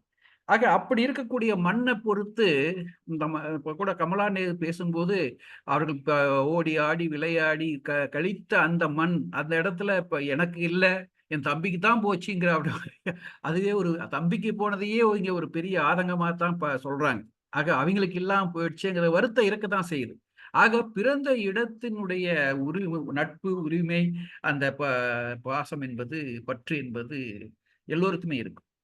சொத்தமே ஆனாலும் நம் நாட்டை போலாகுமான்னு வேற இளையராஜா வேற ஒரு பாட்டு அருமையா பாடியிருக்காரு இல்லையா? நம்ம நாடு நம்ம இடங்கிறது வந்து நமக்கு ரொம்பவும் முக்கியம். அப்படி இருக்கக்கூடிய அந்த மண்ணை பத்தி ஒரு பற்று இருக்கிறது இயல்புதான். ஆனா வந்து இந்த மண்ணுல வந்து பிறந்த எல்லா உயிர்களுக்கும் எனக்குன்னு ஒரு இடம் இருக்குது அப்படின்னு சொல்லிக்கிற மாதிரியான ஒரு நிலை இருக்கா என்று பார்த்தா, கோடிக்கணக்கான பேருக்கு எனக்குன்னு ஒரு இடம் இருக்குன்னு சொல்ல முடியாத நிலையில வாழ்ந்துகிட்டு இருக்காங்கிறதையும் நம்ம பார்க்க முடியுது. நிறைய பேர்த்துக்கு வீடு வாசல் இல்லை, ஒரு இடம் இல்லை, ரோட்ல படுத்து கிடக்கிறவங்க நிறைய பேர்த்த பார்க்க முடியுது. சாலைகள்ல ஒரு இரவு நேரங்கள்ல போகும்போது சென்னை வீதிகள்லாம் போனீங்கன்னா அங்கங்க படுத்து கிடக்குறாங்க. அவங்களெல்லாம் பார்க்கும்போது பரிதாபமாக இருக்கு. ஆக இந்த நாட்டுல வந்து இன்னும் எல்லோருக்கும் எல்லாம் கிடைக்கும்னு சொல்லுவாங்க. அந்த எல்லோருக்கும் எல்லாம் என்பதுல அந்த முதல் வரக்கூடியதே உணவு, உடை, அடுத்து உறையுள் அப்படின்னு 3வது தேவையா சொல்றாங்க இல்லையா? அந்த அடிப்படை தேவை. அந்த அடிப்படை தேவை என்பது நிறைவேறியவர்கள் எல்லோருமே நிறைவேறியவர்களாக இல்லை என்பதை நாம் யதார்த்த நிலையை பார்க்க வேண்டியிருக்கிறது. இந்த தனக்குன்னு ஒரு ஒரு கொஞ்சம் கூட இடம் இல்லையே, இந்த மண்ணுல, இவ்வளவு பரந்த மண்ணுல எனக்குன்னு ஒரு இடம் இல்லையே அப்படிங்கிற வருத்தம், ஆதங்கம் நிறைய பேருக்கு இருக்கு. அப்படிப்பட்ட சூழ்நிலை தான் இன்னும் நம்மளுடைய உலகில் நிலவுதுங்கிறது ஒரு வருந்தத்தக்க விஷயமா இருக்கு. ஆக அப்படி இருக்கக்கூடிய அந்த நிலையில வந்து மண் என்பது, நிலம் என்பது ரொம்ப அவசியமான ஒன்றா இருக்கு. ஏன்னா அது அடிப்படை தேவையிலேயே வீடு என்பது இடம் வந்துருது. இந்த வீடு என்பது ஒரு இடத்துல இருந்தா, மண்ணில் ஒரு இடம் இருந்தா தான் வீடு வச்சுக்க முடியும். மரத்துல கூட கட்டலாம், ஆனா குருவிகள் கட்ட முடியும், மனிதர்கள் அப்படி கட்டி வாழ்வது இல்லை. ஆக மனிதர்கள் வந்து இந்த நிலத்துல தான், அந்த மண்ணில் தான் வந்து வீடு கட்டி வாழ்ந்துகிட்டு இருக்காங்க. ஆக வீடு என்பதை வருகின்ற போது நிலத்தில் ஒரு சிறு இடமாவது தேவை என்ற இடம் வந்துருது. ஆக அதனால வந்து மண்ணுக்காக, ஒரு இடத்துக்காக, ஒரு நிலத்துக்காக விருப்பப்படுறதுங்கிறது எல்லாமே கொச்சப்படுத்த வேண்டிய அவசியம் இல்லை. மண்ணாசைன்னு சொல்லி நாம கொச்சப்படுத்த வேண்டிய அவசியம் இல்லை. அந்த மண்ணாசை வந்து அந்த நிலத்துக்கு கொஞ்சம் வேணுங்கிறது வந்து தவிர்க்க முடியாத ஆசை. அந்த ஆசை இருக்கணும். அத்தனைக்கும் ஆசைப்பட்டு சொல்லுவாங்க. அத்தனைக்கும் வேண்டாம். அவசியமானதுக்காக ஆசைப்பட்டு தான் ஆகணும். அப்புறம் அப்படி வீட்டுக்காக கொஞ்சம் இடம் தேவைப்படுது. அதுக்கு மேல பார்த்தா இந்த விவசாயம் செய்றவங்க ஒரு தொழிலா விவசாயம் செய்றாங்க. அது வந்து மண்ணளவுல வந்து நிறைய பேர் செய்றாங்க. இப்போ வந்து சுழன்றும் ஏர் பின்னது உலகுன்னு சொல்றாங்க. உணவு இல்லைன்னு சொன்னா யாருமே வாழ முடியாது. ஆக மனிதர்கள் வாழ்வதற்கு முதல் தேவையா இருக்கக்கூடியதே உணவு. அந்த உணவை உற்பத்தி பண்ணக்கூடிய இடமாக இருப்பதும் நிலம் தான். ஆக நிலத்துக்கு 2வது அவசியம் ஒண்ணு வந்துருச்சு. வீடு ஒண்ணு அவசியம். அந்த வீட்டுக்கு அடுத்து நிலம் என்பது உழவுக்கு அவசியம். ஆக உழவு என்பது ஒரு பெருந்தொழிலாக இருக்கக்கூடிய இந்த உலகில, அத செய்வதற்கு நிலம் வேணும். நிலம் இல்லாதவர்களும் விவசாயம் செய்ய முடியும். ஒரு குத்தகை எடுத்து செய்ய முடியும். கூலிக்கு போய் செய்ய முடியும். அதெல்லாம் இருக்கு. ஆனாலும் வந்து உரிமையான ஒரு நிலம் இருக்கணும். பாரதி கூட பாடியிருக்கார். "காணி நிலம் வேண்டும், பராசக்தி காணி நிலம் வேண்டும்னு" சொல்லியிருக்காரு. ஆக ஒரு நிலம் என்பது அவசியமானது. அந்த விவசாயம் செய்யக்கூடியவர்களுக்கு நிலம் என்பது அவசியம். அந்த நிலம் வேணும்னு நினைக்கிறது வந்து அதுவும் பெரிய ஆசைன்னு சொல்லி அத கொச்சப்படுத்த முடியாது. அப்படி நிலம் கொஞ்சம் வச்சிருக்காங்க. வீடு கொஞ்சம் வச்சிருக்காங்க. அந்த வீடுகள் அக்கம் பக்கத்திலேயே இப்ப நெறைய பேர் வீடுகள் வச்சிருப்பாங்க. நிலம் விவசாய நிலம் வச்சிருக்கீங்களா? அக்கம் பக்கத்துல விவசாய நிலம் வச்சிருக்காங்க. அப்படி வீடுகளும், நிலங்களும் அடுத்தடுத்து இருக்கக்கூடிய இடத்துல வந்து, "என் இடம், உன் இடம்" அப்படின்னு சொல்லி பிரச்சனைகள் வருவதும் சில சமயம் தவிர்க்க முடியாதது தான். அந்த ஒரு ஒரு கல்லு நகர்ந்து போயிரும். ஒரு வரப்பு நகர்ந்து போயிரும். அது இயற்கையாகவே கொஞ்சம் கொஞ்சம் அப்படியே நகருதுன்னா, அது நகர்றதில்ல. அது குறைஞ்சு போறது, கொஞ்சம் சேர்ந்து போறதுன்னு சொல்லி ஒரு அந்த மனித செயல்கள்ல ஒரு இயல்பாவே வந்துரும். அப்படி வருது. ஆக சில பேர் வந்து வேணும்னே கூட நம்ம சேர்த்திக்குவோம்னு சொல்லி சேர்த்துவாங்க. அது அது அந்த விவசாயம் செய்யக்கூடியவர்களுக்கு அந்த ஓரடி இடத்துல தான் அந்த சின்ன இடத்துல தான் எவ்வளவு விளைஞ்சிருமோ தெரியல. அப்படி ஒரு ஆசைங்கிறது தவிர்க்க முடியாததா இருக்கு. கொஞ்சம் கொஞ்சமா சுரண்டி சேர்த்திக்குவோம். கொஞ்சம் கொஞ்சமா சுரண்டி சேர்த்திக்குவோம். அந்த மாரி வர்றது தான் மண் ஆசைன்னு நம்ம கொஞ்சம் கொச்சப்படுத்தி கூட சொல்லலாம். அப்படி நமக்குரியது போதும் அப்படின்னு நினைக்காம, இன்னும் கொஞ்சம் சேர்த்திக்கோ, இன்னும் கொஞ்சம் சேர்த்திக்கோன்னு சொல்லி கொஞ்சம் கொஞ்சமா சேர்த்துறாங்க பாருங்க. அத வேணா மண் ஆசைன்னு சொல்லலாம். கொஞ்சம் அதாவது ஆமா. அ அத்தனைக்கும் ஆசைப்படும்பாங்க. அத்தனையும் ஆசையும் பட்டுக்கிட்டே இருந்தோம்னா, அது வந்து அளவுக்கு மீறி போயிட்டா அமிர்தமும் நஞ்சு தான். ஆக நமக்கு தேவையான ஒரு வீடு வேணும். கொஞ்சம் விவசாயம் செய்வதற்கு கொஞ்சம் ஒரு 1 ஏக்கர், 2 ஏக்கராவது வேணும். அதுக்கு மேல இன்னும் நெறைய வேணும், நெறைய வேணும், நெறைய வேணும்னு சொல்லி சொத்து சேர்க்கிற ஆசை, பொருள் சேர்க்கிற ஆசைங்கிறது வந்து அ ரொம்பவும் அது மண்ணாசைன்னு நாம வந்து அத வேணா கொச்சைப்படுத்தலாம். கொச்சைப்படுத்துன்னு சொன்னா, அது வந்து தேவையில்லாத ஒன்று. அப்படி இருக்கக்கூடாதுன்னு சொல்லி வலியுறுத்தக்கூடிய ஆசையாக சொல்லலாம். அத அப்படி சொல்லும்போது, நம்ம வந்து ஒரு தேவைக்கு ஒரு அளவு வச்சுக்கணும். நில உச்சவரம்பு சட்டம்னு ஒண்ணு கொண்டு வந்தாங்க ஒரு காலத்துல. அதுல வந்து ஒரு 5 ஏக்கர் நிலத்த ஒருத்தர் வச்சுக்கலாம் அப்படின்னு சொன்னாங்க. அதில நெறைய பிரச்சனைகள். ஒரு குடும்பத்துல 2, 3 பசங்க இருக்காங்க. அப்போ 2, 3 பசங்க இருந்தா, இப்ப 5 ஏக்கர் இருக்குது. நாளைக்கு அது 10, 15 ஏக்கரா வந்தா தானே அந்த 2, 3 பசங்களுக்கு வரும் அப்படிங்கிற மாரிலாம் பல்வேறு விதமான குறைபாடுகள் அதெல்லாம் இருந்தது. அதையெல்லாம் எப்படி சரி செய்வது என்பதில ஒரு தொடர்ச்சியான ஒரு அணுகுமுறை, தொடர்ச்சியான ஒரு தீர்வுக்கு போகக்கூடிய போக்கு என்பது ஏற்படாமல், அந்த சட்டம் வந்து பயனில்லாமயே முடங்கி போற மாரி ஆயிப்போச்சு. இப்ப வந்து அந்த நில உச்சவரம்பு சட்டத்துல எடுக்கப்பட்ட நடவடிக்கைகள் எல்லாம் சரிவர தொடர்ந்து முன்னெடுக்கப்படவில்லை. அதனால வந்து இப்ப எல்லோருக்கும் சொல்லப்போனா குறிப்பா வந்து நிலங்களை வைத்துக்கொண்டு உழவு செய்யக்கூடிய எல்லோருக்கும் நிலம் கிடைக்க வேண்டும். உழுபவனுக்கு நிலம் சொந்தம் அப்படின்னு சொல்லப்பட்ட காலமெல்லாம் அப்படி ஒரு காலத்துல சொல்லப்பட்டதெல்லாம் இப்ப வந்து சொல்றதுக்கு ஆளே இல்லாம போயிட்டாங்க. அப்படி நிலத்துல வந்து உரிமை கோரத்துக்கு இப்போ யாரும் விரும்பவும் இல்ல. அதுக்கு இன்னொரு காரணம் இருக்கு. விவசாயத்துல போதிய வருமானம் இல்லைங்கிற நிலைமை.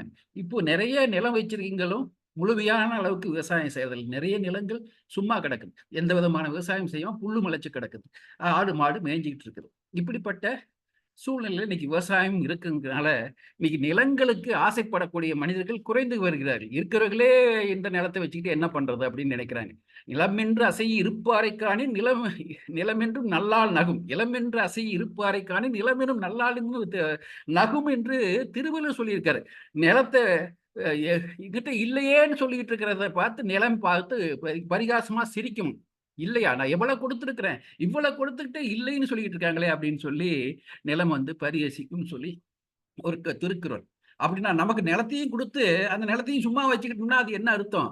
அப்போ நிலம் வந்து நம்மள ரொம்பவும் கேலி பேசுங்கன்னு தான் நினைச்சுக்கணும். ஆக அப்படிப்பட்ட சூழ்நிலையில இன்னைக்கு விவசாயம் சரிவர இல்லைங்கிற காரணத்தினால நிறைய நிலங்கள் சும்மா கிடக்குது. நிலத்துக்கு வந்து முன்னெல்லாம் உரிமை போராட்டம் நடந்தது, அந்த உரிமை போராட்டம் குறைஞ்சு போச்சு. அதாவது நிலம் எங்களுக்கு வேணும் அப்படின்னு நில உரிமையை கேட்கறதுக்கு இன்னைக்கு வந்து அவ்வளவு தீவிரமான போராட்டங்கள் எல்லாம் எழவில்லை. அதனால நில உச்சவரம்பு சட்டம் மறுபடியும் வரதை பற்றியோ, மறுபடியும் நிலம் எங்களுக்கு கிடைக்க வேண்டும் என்று நினைக்கிறத பற்றியோ மக்களுக்கு தேவையில்லாமல் போயிடுச்சு. ஆக இப்படி ஒரு பக்கம். ஆக இது போன்று வந்து நிலம் தேவையாக இருக்கிறது. அந்த தேவைகளுக்கு கொஞ்சம் நமக்கு வேணும். அந்த நிலம் தேவை என்பது அந்த வீடு, கொஞ்சம் நிலம் அப்படிங்கிறதுக்கு மேல இன்னும் இன்னும் இன்னும் இன்னும் எனக்கு வேணும் வேணும்னு சொத்து சேர்க்கிற ஆசை ஒரு தலைமுறைக்கு இல்லை, 2 தலைமுறைக்கு இல்லை, 3 தலைமுறைக்கு இல்லை, தலைமுறையா நம்மளுடைய வம்சமே வளர்ந்துகிட்டு இருக்கணும். அதுக்காகலாம் பணத்தை சம்பாதிச்சு வைக்கணும், பொருள் சம்பாதிச்சு வைக்கணும். பொருள் இல்லாரை பொருளாக செய்வது பொருள் அல்லது இல்லை பொருள்னு திருவள்ளுவர் சொல்லியிருக்காரு. ஆக பொருள் தேவை. நிலமும் ஒரு பொருளாக நாம் மதிக்கலாம். ஆக அந்த வகையில் நிலத்தின் தேவை இருப்பது என்ற அடிப்படையில் நிலத்து வேணும் வேணும் வேணும் வேணும் நிறைய சேர்த்திக்கிட்டு போறதுங்கிறது வந்து ஒரு தனி மனிதனை பொறுத்த வரைக்கும் அது ஒரு மிகை ஆசை, ஒரு மண் ஆசைன்னு சொல்லி நம்ம ஒரு தவறா அதாவது கொச்சைப்படுத்தி நினைக்கக்கூடிய அளவுக்கு ஒரு ஆசைன்னு சொல்லலாம், பேராசைன்னு சொல்லலாம். ஆக அந்த அளவுக்கு வந்து நம்ம சேர்த்த வேணுங்கிறது அவசியமானது அல்ல. அது ஒரு அளவு இருக்கணும், ஒரு அளவோடு இருக்கணும். நமக்கு போதுமானது இருக்குது, இது போதும் என்ற மனம் வேணும். இது போதும், இதை வச்சுக்கிட்டு நம்ம வாழலாம், நம்முடைய பசங்க வாழலாம், நம்முடைய குழந்தைகள் வாழலாம் அப்படின்னு சொல்லி அதுக்கு மேல இன்னும் வேணும்னு சொன்னா நம்முடைய வாரிசுகள்லாம் வந்து நம்முடைய வம்சம் வந்து இன்னும் கொஞ்சம் வளர்த்துக்குவாங்க, இன்னும் கொஞ்சம் நிறைய வாங்கிக்குவாங்க, நிறைய சேர்த்துக்குவாங்க அப்படின்னு நாமளே எல்லாத்தையும் சேர்த்து வச்சுட்டு போகணும்னு சொல்லிட்டு அந்த அளவுக்கு பேராசைப்பட்டு செஞ்சோம்னு சொன்னா அது வந்து மற்றவர்களுக்கு நஷ்டங்களை ஏற்படுத்தும், மற்றவர்களுக்கு நிலம் கிடைக்காத நிலைமை ஏற்படுத்தும். இப்போ வந்து நிலமே இல்லை, வீடே இல்லையே இருக்கக்கூடிய சூழ்நிலையில ஒரு சிலர் வந்து ஒரு நிறைய வீடுகளும் நிறைய நிலங்களும் வச்சுக்கிட்டு இருந்தா அது வந்து ஒரு பெரிய அநீதி மாதிரி தான் தோணும் இல்லையா? ஆனால் வந்து இந்த அமைப்புல வந்து ஏற்றத்தாழ்வுகள்ங்கிறது இன்னும் களையப்பட முடியாத ஒன்றாகத்தான் தொடர்ந்து நீடித்து கொண்டு இருக்கிறது. சரி, ஆக அந்த சூழ்நிலையில வந்து இப்போ நம்முடைய ஆசைகள், இந்த ஆசைகள் வந்து தனி மனித அளவுல வந்து நான் இப்போ பேசிக்கிட்டு இருந்தேன் இது வரைக்கும். இது சிலர் என்ன பண்றாங்க, அரசர்கள் மன்னர்கள்லாம் ஒரு சிறிய சின்ன சின்ன ராஜ்யங்களை ஆண்டு கொண்டு இருப்பார்கள். ஆனால் அது போதான்னு சொல்லிட்டு பக்கத்து ராஜ்யத்தை பிடிக்கணும், அங்க பிடிக்கணும், இங்க பிடிக்கணும்னு சொல்லிட்டு எல்லா பக்கமும் போர் தொடுப்பாங்க. இந்த போர் என்பது மண்ணாசையில் விளைவது அப்படின்னு ஒரு பக்கம் பார்க்கலாம்.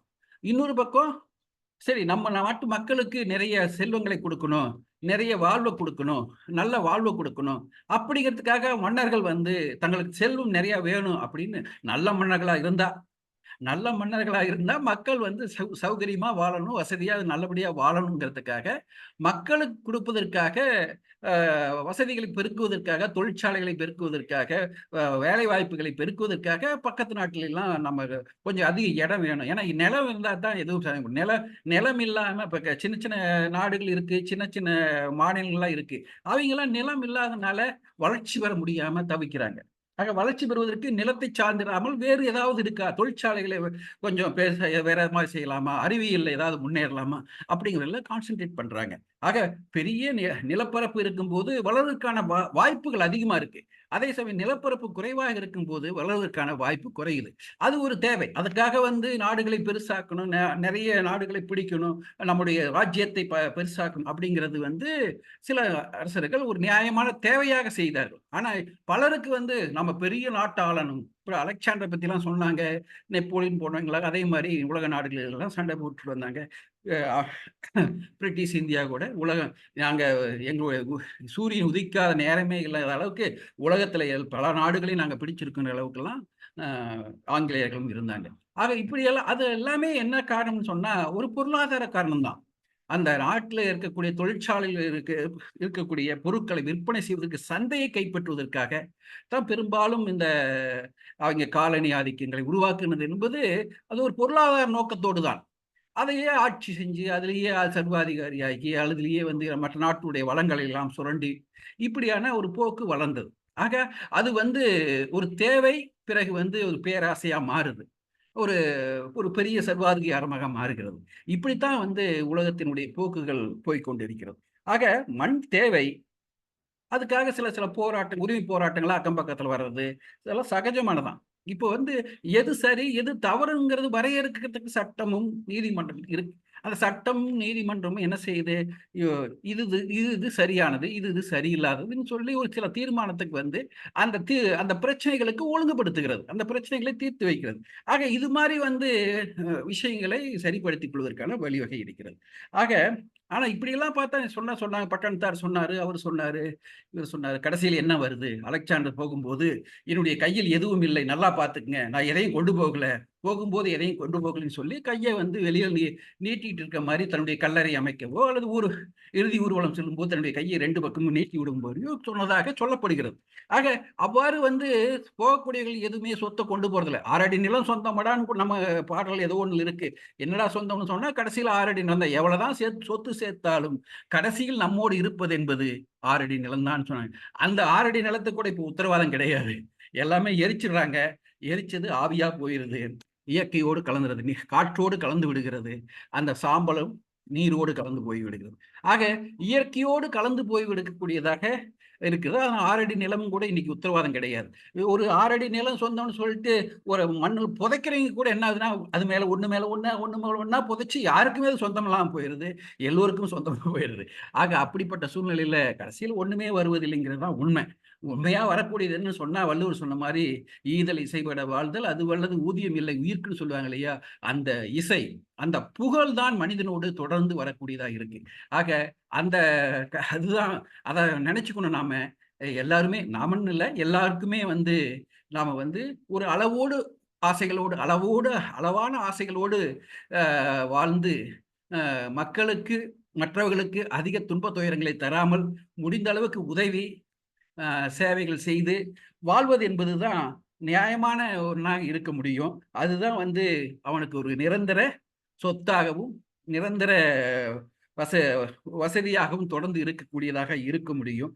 அவரை அப்படி அவ்வாறு மக்களுக்காக சமுதாயத்துக்காக வாழ்ந்தவர்களைத்தான் நாம் எல்லாம் போற்றிக்கிட்டு இருக்கிறோம், பாராட்டிக்கிட்டு இருக்கிறோம், நினைச்சுக்கிட்டு இருக்கிறோம்.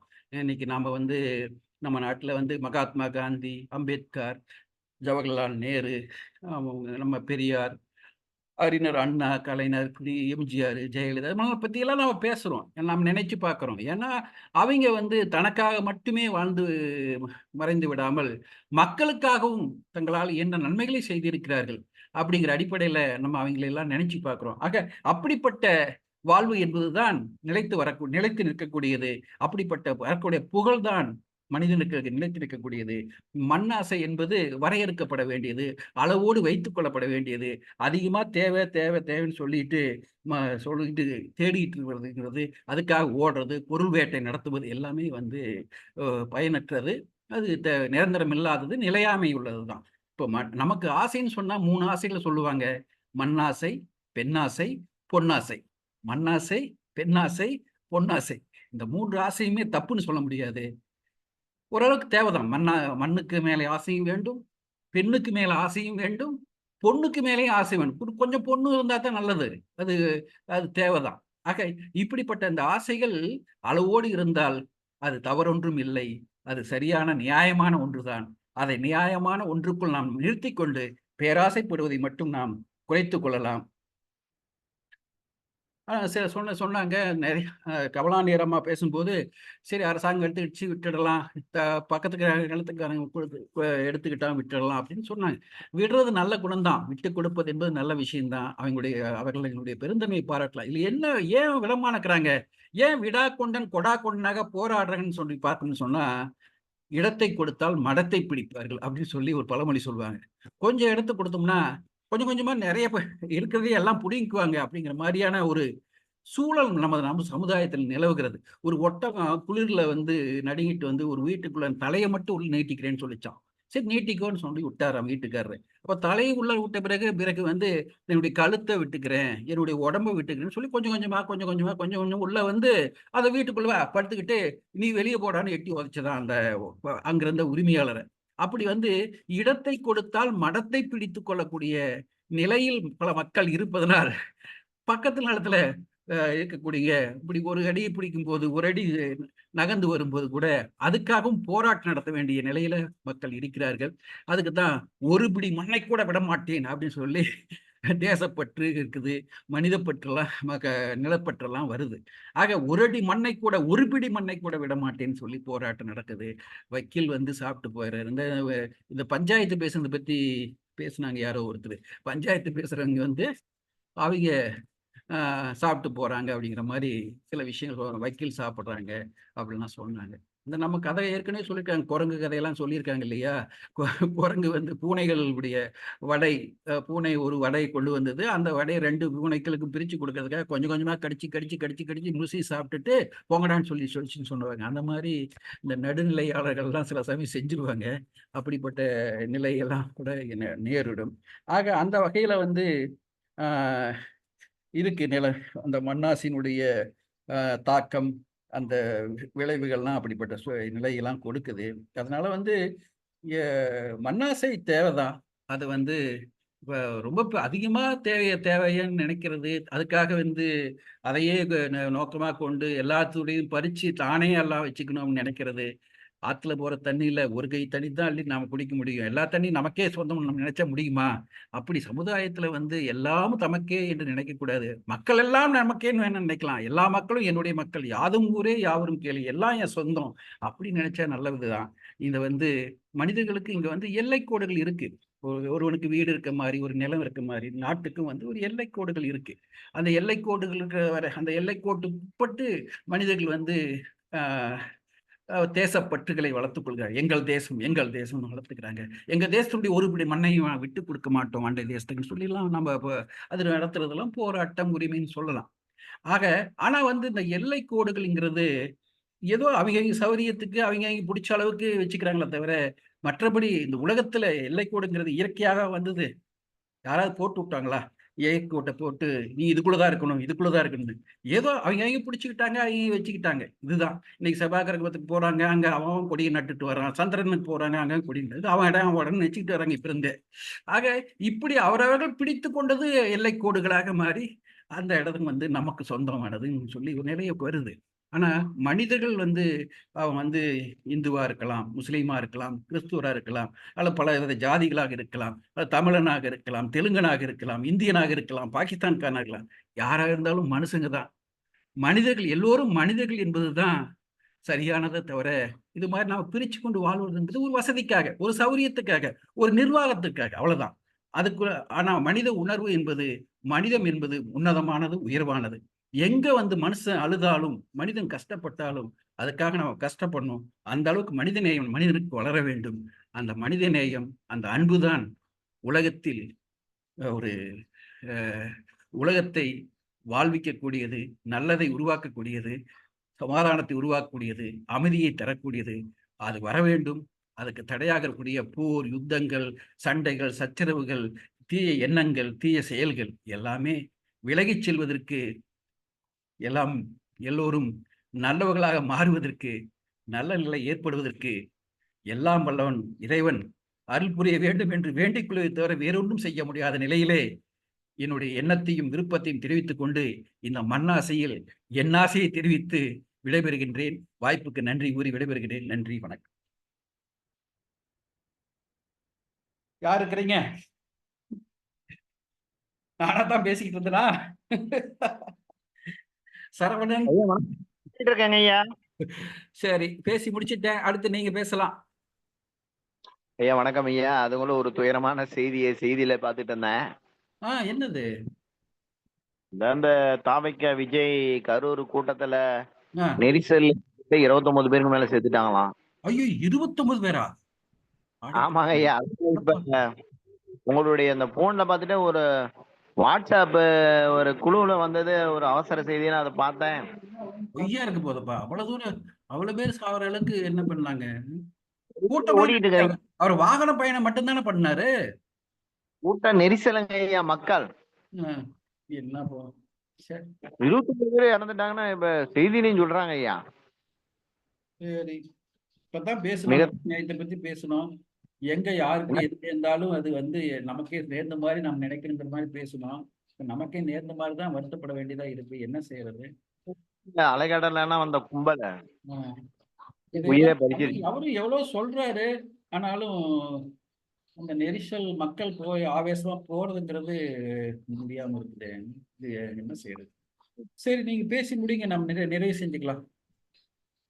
ரைட்டுங்க, நன்றிங்க. ஆ. தமிழக யாவரும் கலை இலக்கிய அமைப்பினுடைய வாராந்திர இணையவெளி வாசக நிகழ்வில் இன்றைய தலைப்பினுடைய மன்னாசி எனும் தலைப்பினுடைய பேச்சரங்க தலைமை பொறுப்பேற்றிருக்கும் யாவரும் கேளீர் கலை இலக்கிய அமைப்பினுடைய மாநில தலைவர் திராவிடமணி அவர்களுக்கும், தமிழக யாவரும் கேளீர் கலை இலக்கிய அமைப்புடைய நிறுவனர் மரியாதைக்குரிய நீதியரசர் அவர்களுக்கும், மற்றும் இந்த நிகழ்வில் பங்கேற்று சிறப்பான கருத்துக்களை எல்லாம் பேசிய அத்தனை கவிப்பெருமர்களுக்கும் என் இனிய மாலை வணக்கம். மண்ணாசை என்ற தலைப்பு உலகம் தோன்றிய காலத்திலிருந்தே அது தொடர்ந்து கொண்டிருக்கிறது. எவ்வளவுதான் அறிஞர்கள், பெரியோர்கள்,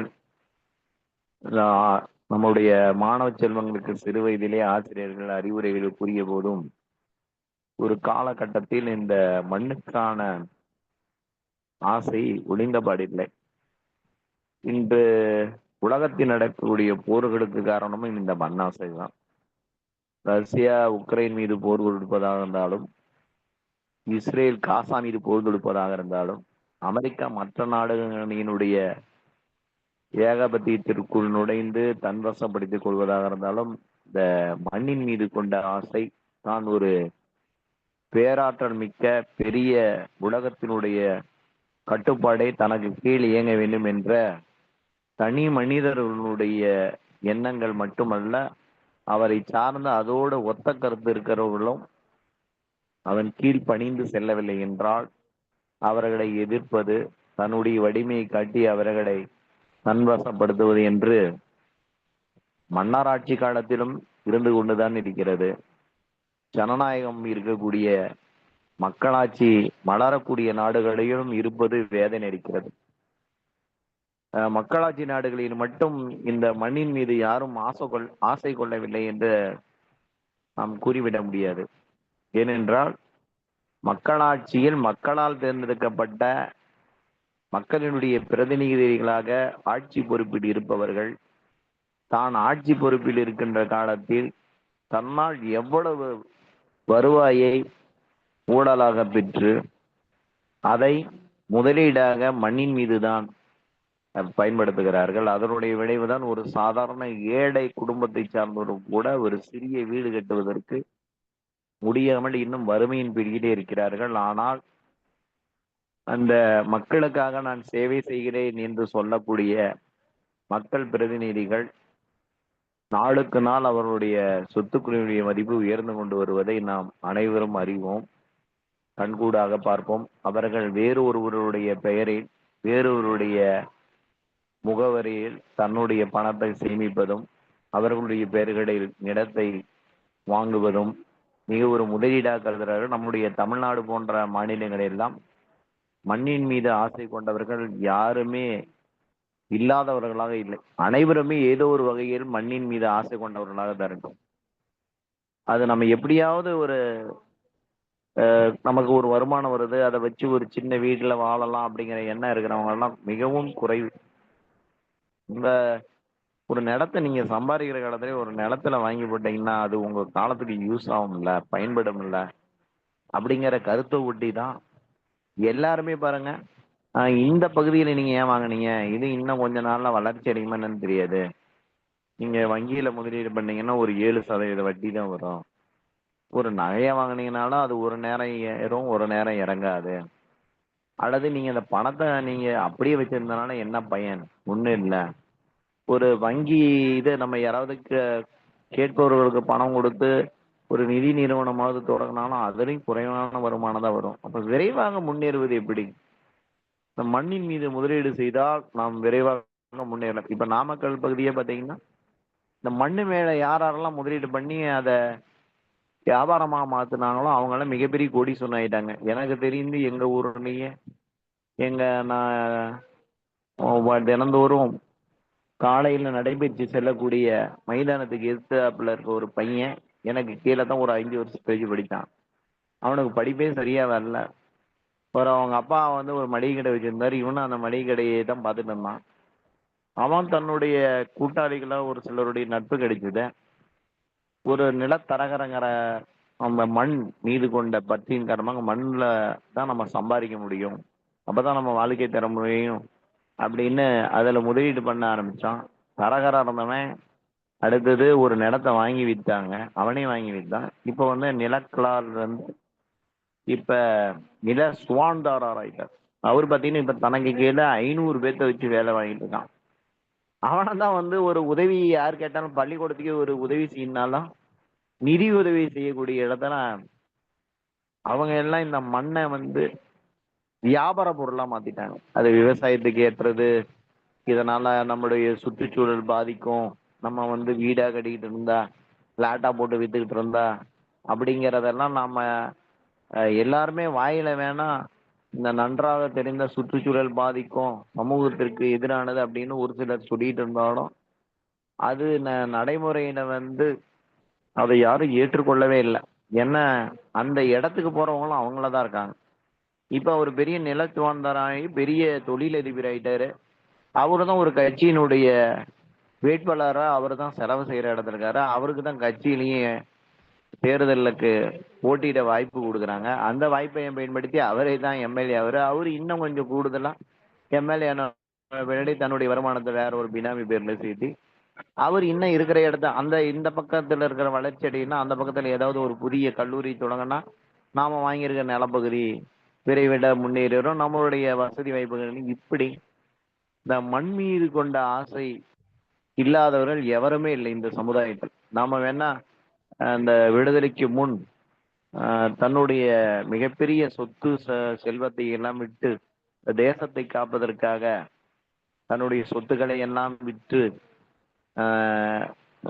அதாவது செக்கிடத்து செம்மலாக இருந்த வாவு சிதம்பரனாரை போன்றோ அல்லது வறுமையின் பிடியில் இருந்தாலும் தனக்கு கிடைத்த 4 பருக்கை அரிசியும் காகத்துக்கும் காக்கை குருவி எங்கள் ஜாதி என்று வைத்துவிட்டு வெறும் வயிற்றில் ஈரத்துணி கட்டிய பாரதியாரை போன்றும் இன்று சமுதாயத்தில் எவருமே கிடையாது. வெளி வேஷத்திற்கு வேண்டுமானால் நாம் யார் வேண்டுமானால் இவர்கள் சமூகத்தில் உயர்ந்தவர்கள் சிறந்தவர்கள் சமூகத்திற்காக உழைக்கிறார்கள் என்று நாம் சொல்லலாம். ஆனால் அந்த மனநிலையில் இருக்கக்கூடிய நபர்களை இந்த சமுதாயமும் ஒரு கேவலமான சூழல்ல தான் பார்த்துட்டு இருக்கு. அவங்கள ஒரு பெரிதம் மதிக்கிறதே இல்லை. அவர்களுக்கும் மண் மேல ஆசை இல்லைனாலும் தன்னுடைய உடல் பாதிப்புனால அவங்க துன்பப்படும் போது இதை முதல்ல நான் சொன்னேன், நீங்க கேட்காம இந்த சமுதாயம் ஊடகம் நல்லதை பண்றேன் அதை பண்றேன்னு உங்களை பார்த்துக்கிறது கூட ஆள் இல்லையேன்னு தன்னுடைய வாரிசுகள் கூட அவர்களை திரும்பி பார்க்குது. எங்க அப்பா பாரு எல்லாரும் என்னென்னமோ பண்ணாங்க, இவரு நியாயம் தர்மம் பேசிக்கிட்டே வாழ்க்கை ஒண்ணு இல்லாம போயிட்டாரு. இப்ப நாங்க பாரு ஒரு வேலையும் இல்லாம அப்பயே ஏதோ ஒரு பணம் 4 காசு ஒரு நிலம் வாங்கி போட்டிருந்தா நாங்க முன்னேறி இருப்போம்லாம் அப்படிங்கிற அந்த வசை சொல்லை தான் அவங்களுடைய தந்தைக்கும் கிடைக்குது. அப்ப இந்த சமுதாயம் எதுக்கு மதிப்பு தருது? இந்த சமுதாயமே பாத்தீங்கன்னா முதலாளித்துவத்தை ஊக்குவிக்கக்கூடிய ஒரு சமுதாயமா மாறிடுச்சு. மக்களாட்சின்னு சொல்றோம், ஆனா மக்களாட்சியிலேயே இன்றைய ஆட்சியாளர்கள் எதை வந்து ஆதரிக்கிறாங்கன்னா முதலாளித்துவ அந்த பங்குச்சந்தை, அதாவது நம்முடைய அந்த 1991 இந்த நம்முடைய சந்தை பொருளாதாரத்துக்கு மாறினதுல இருந்து அவர் முதலாளிகளுடைய கட்டுப்பாட்டில் பிரிச்சு அவன் வேணும்னா அந்த இடத்த நீங்க கண்டிப்பா தரணுங்கிறதுக்கு அடிபணியக்கூடிய ஆட்சியாளராக தான் இருக்காங்க. அதை எதிர்க்கிறவங்க எல்லாம் தேச துரோகியை தேச விரோதிகளை சித்தரிக்கிற மாதிரி இவங்களுக்கு வந்து அந்த சமுதாயத்தின் மேல அவங்க மேல பல வழக்குகளை போடுறது அப்படின்னு எதிர்கொண்டு அவங்க குடும்பத்துல அவரு நல்லது செய்ய போய் இந்த கடைசியில இறுதியில அவருக்கு ஒரு மிகப்பெரிய கெடுதல் நம்ம ஏற்படுத்திட்டோமோ அப்படிங்கிற எண்ணத்தோட தான் அவங்க மனம் உறுத்தலோட வாழ்ற ஒரு சூழலை இன்றைய சமுதாயம் உருவாக்கி இருக்கிறது என்பதை நாம் யாராலும் மறுக்க முடியாது. நாம் வேணால் வரலாற்று தகவல்களை சொல்லலாம். மண்ணாசை இல்லாதவர்கள் தான் வாழ்க்கையில் எப்பொழுதும் முன்னேற முடியும், நல்லா வாழ முடியும்னு. ஆனா மண்ணின் மீது ஆசை இருக்கிறவர்கள் தான் இன்று வாழ்க்கையில் உயர்ந்த இடத்திற்கு வருவார்கள். இதுதான் இன்றைய யதார்த்த சூழ்நிலை என்பதை இந்த பேச்சரங்கத்தின் எனது கருத்தை கூற வாய்ப்பளித்தமைக்கு நன்றி கூறி விடைபெறுகிறேன். நன்றிங்க ஐயா. நன்றி நன்றி நன்றி. அதாவது மண்ணில் முதலீடு செய்தவர்கள் தான் கோடீஸ்வரர்களாக வருகிறார்கள், அரசியல்வாதிகளாக வருகிறார்கள், தலைவர்களாக வருகிறார்கள், மேலும் மேலும் சொத்து சேர்க்கிறார்கள் என்ற தனது ஆதங்கத்தை சொல்லி முதலாளித்துவத்தினுடைய விளைவுகள் எப்படிப்பட்டதாக இருக்கிறது என்பதை, முதலாளித்துவ உலகம் எப்படிப்பட்டதாக இருக்கிறது என்பதை சரவணன் அவர்கள் தெரிவித்துள்ளார். இது சட்டத்தினால் அனுமதிக்கப்பட்ட உலகம்தான். சட்டத்தினால் அனுமதிக்கப்பட்ட உலகத்தினால அதில் சட்டத்துக்கு புறம்பான சில காரியங்களையும் செய்வாங்க, இடையிடையே செய்வாங்க. உரிய அளவுக்கு முத்திரை கட்டணம் கட்ட மாட்டாங்க. உரிய அளவுக்கு அது கருப்பு பணம்லாம் நிறைய உள்ள இருக்கும். அது சட்டத்துக்கு புறம்பானதாக இருந்தாலும் கூட, ஒருத்தர் நிலத்தை தரகரா இருந்தாரு. பிறகு அதையே நிலத்தை கொஞ்சம் வாங்கினாரு, அதை வித்தாரு, வீட்டு மனைகளாக்கி வித்தாரு, பணம் சம்பாதிச்சாரு, மேலும் மேலும் பணம் சம்பாதிச்சாரு, நிலம் வாங்கினாரு, மேலும் மேலும் சம்பாதிச்சாரு, பணம் வாங்கினாரு, நிலம் வாங்கினாருன்னு சொல்றது இது மண்ணாசையா அப்படிங்கிற ஒரு கேள்விக்கு உரியதா தான் இருக்கு. இந்த சமுதாய அமைப்புல, இன்னைக்கு இருக்கக்கூடிய சமுதாய அமைப்புல மண்ணாசைங்கிறது பொருளாசை, நிறைய பொருள் அளவுக்கு மேல சம்பாதிச்சுட்டே போறதுங்கிறது தேவையாங்கிறது அடிப்படையில வேண்டாம் அது மண்ணாசைன்னு நம்ம சொல்லலாம். ஆனா அது தொழில், அவருக்கு அது வருமானத்தை தந்தது. எல்லாருக்குமே தொழில் வேண்டும், பொருள் வேண்டும். பொருள் இல்லாரை பொருளாக செய்வது பொருள் அல்லது இல்லை பொருள். பொருள் இல்லாமல் வாழ முடியாது. ஆக பொருள் தேவை, வருமானம் தேவை, செல்வம் தேவை. அதை தேடுகின்ற ஒரு வழியாக நிலத்தை வாங்குவதும் விற்பதுமாக ஒரு தொழிலாக செய்யும்போது அது மண்ணாசை என்ற நிலைக்கு கொண்டு செல்ல வேண்டிய அவசியம் இல்லை. ஆனா அதுவே பொருளை எவ்வளவு சம்பாதிக்கிறது அப்படின்னு சொல்லி கேட்கும்போது அது அளவுக்கு மேல போகுது. அவரால் முடியுது, சம்பாதிக்காரு, அதுல என்ன உனக்கு வருத்தம் அப்படின்னு கேள்வி எழலாம். முடியுது, சம்பாதிக்கிறது. நான் என்ன சொல்லணும்னா, இன்னைக்கு சட்டம் அதை அனுமதிக்கிறது என்றால் அதை நம்ம சவறுன்னு சொல்ல வேண்டியது சொல்ல முடியாது. ஆக சட்டம் அனுமதிக்கக்கூடிய வகையில், சரியான முறையில், சரியான ஒழுங்கில் அவர்கள் பணம் சம்பாதிக்கிறார்கள் என்றால், நிலத்தை வாங்குகிறார்கள் என்றால், நாம் அதில் தவறு சொல்லவோ குற்றம் சொல்லவோ இடமில்லை. இந்த சமுதாய அமைப்பு வேணா முதலாளித்துவ சமுதாய அமைப்பாக போய்விட்டது அப்படின்னு இந்த மாதிரி நம்ம சொல்லலாம். இந்த சமுதாய அமைப்பை மாற்றுவதற்கான வழிங்கிறதெல்லாம் பெரிய அரசியல் மாற்றம், சமுதாய மாற்றமாக மாற வேண்டும். ஆனா இன்னைக்கு இருக்கக்கூடிய சமுதாயம் நம்முடைய முதலாளித்துவ சமுதாய அமைப்பு தான். இந்த அமைப்புல நிலம் வாங்குவது, விற்பதோ அதெல்லாம் சட்டப்படியான அங்கீகரிக்கப்பட்ட ஒன்றுதான். அப்படி அங்கீகரிக்கப்பட்ட ஒரு தொழிலை ஒரு பொருள் தேவைக்காக ஒருத்தர் செய்யறாருங்கிறது நம்ம கொச்சைப்படுத்தி பேசி கொண்டு இருக்கிறது சென்றளவு சரியானதுன்னு ஒரு கேள்விக்கு இடமளிக்கக்கூடியதாக இருக்கிறது. ஆக இந்த நிலையில நம்ம இருக்கிறோம். இதையும் நம்ம கருத்தில் கொள்ள வேண்டியதாக இருக்கிறது என்பதைத்தான் நம்ம பார்க்க வேண்டியதாக இருக்கு. இந்த சமுதாய அமைப்பு சில பேர் எளிதாக பணம் சம்பாதிக்கிறதுக்கு வழிவகை செய்யக்கூடியதா இருக்கு. பல பேர் எளிதாக நல்ல வாழ்க்கை வாழ முடியாத சூழ்நிலையில தள்ளப்பட்டு இருக்கிறார்கள்ங்கிற ஒரு ஏற்றத்தாழ்வான சமுதாய அமைப்பு இருக்கிறது. சொல்லப்போனா அந்த சீட்டாட்டத்துல சீட்டு வர சீட்டை வச்சுதான் விளையாட முடியும்.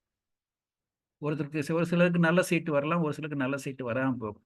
நல்ல சீட்டு வரவங்க ரம்மி கமுத்திடுவாங்க. அது போல இங்கு எல்லாருக்கும் ஒரே மாதிரியான சீட்டுகள் தரப்படவில்லை, ஒரே மாதிரியான வசதி வாய்ப்புகள் தரப்படவில்லை. சிலர் ஏழையாக பிறக்கிறார்கள், சிலர் வசதியானவர்களாக பிறக்கிறார்கள், சிலர் ஏழைகளாக பிறந்து கூட தங்களுடைய அறிவாலும் தாங்கள் பெற்ற கல்வியாலும் நேர்மையான வழியிலோ அல்லது நேர்மையற்ற வழியிலோ ஏதோ ஒரு வகையில பணத்தை நிறைய சம்பாதிக்கிறாங்க. இப்ப நல்ல வாழ்க்கையா வாழ்றாங்க, வசதியா இருக்காங்க. இதெல்லாம் நம்ம சட்டத்துல இடம் இருக்கக்கூடிய அளவுக்கு நியாயமான முறையில் முறையான வகைகள் ஈட்டுவதை நாம் குறை சொல்வதற்கு இடமில்லை. ஆனால் அதை அதற்கு மீறி நடந்து கொண்டு நிறைய சம்பாதித்து கொண்டு பணம் சம்பாதிப்பதை நோக்கமாக வைத்து கொண்டு போறதை நாம வேணா தவறாக சொல்லலாம். அந்த மாதிரியாக சொத்து சேர்ப்பது என்பது என்ன கடைசியில் அவங்களுக்கு என்ன தரும் அப்படிங்கிறதெல்லாம் அதெல்லாம் கர்மா தான் சொல்லணும். கர்மா தான் அதுக்கு நான் பதில் கொடுக்க வேண்டும். அந்த கர்மா பதில் கொடுக்குதா இல்லையான்னு நமக்கு தெரியல. கொடுக்கும்னு நிறைய பேர் சொல்றாங்க, கர்மா இருக்குன்னு சொல்றாங்க. இந்த பிறவினாலும் அடுத்த பிறவிலையாவது கர்மா தொடருங்கிறாங்க. எல்லாமே ஒரு மனசை தேர்த்திக்கூடிய ஒரு ஆறுதல் படுத்தக்கூடிய ஒரு விஷயமாத்தான் இருக்கு. சரி, நல்லவர்களாக இருந்தால் நமது கர்மா நல்லபடியாக இருக்கும் என்று, நம்மளுடைய சந்ததிக்கு நல்லதை தரும் என்றும் நாம் நம்புவதன் மூலமாக நம்மை ஆறுதல் படுத்திக் கொள்ள வேண்டியதுதான் நல்லது. இந்த அளவுக்கு இன்றைய மண்ணாசையை நாம் ஓரளவுக்கு விவாதித்திருக்கிறோம். கருத்துக்களை பேசியிருக்கிறோம். அவரவர்களுக்கு தோன்றிய கருத்துக்களை பேசியிருக்கிறோம்.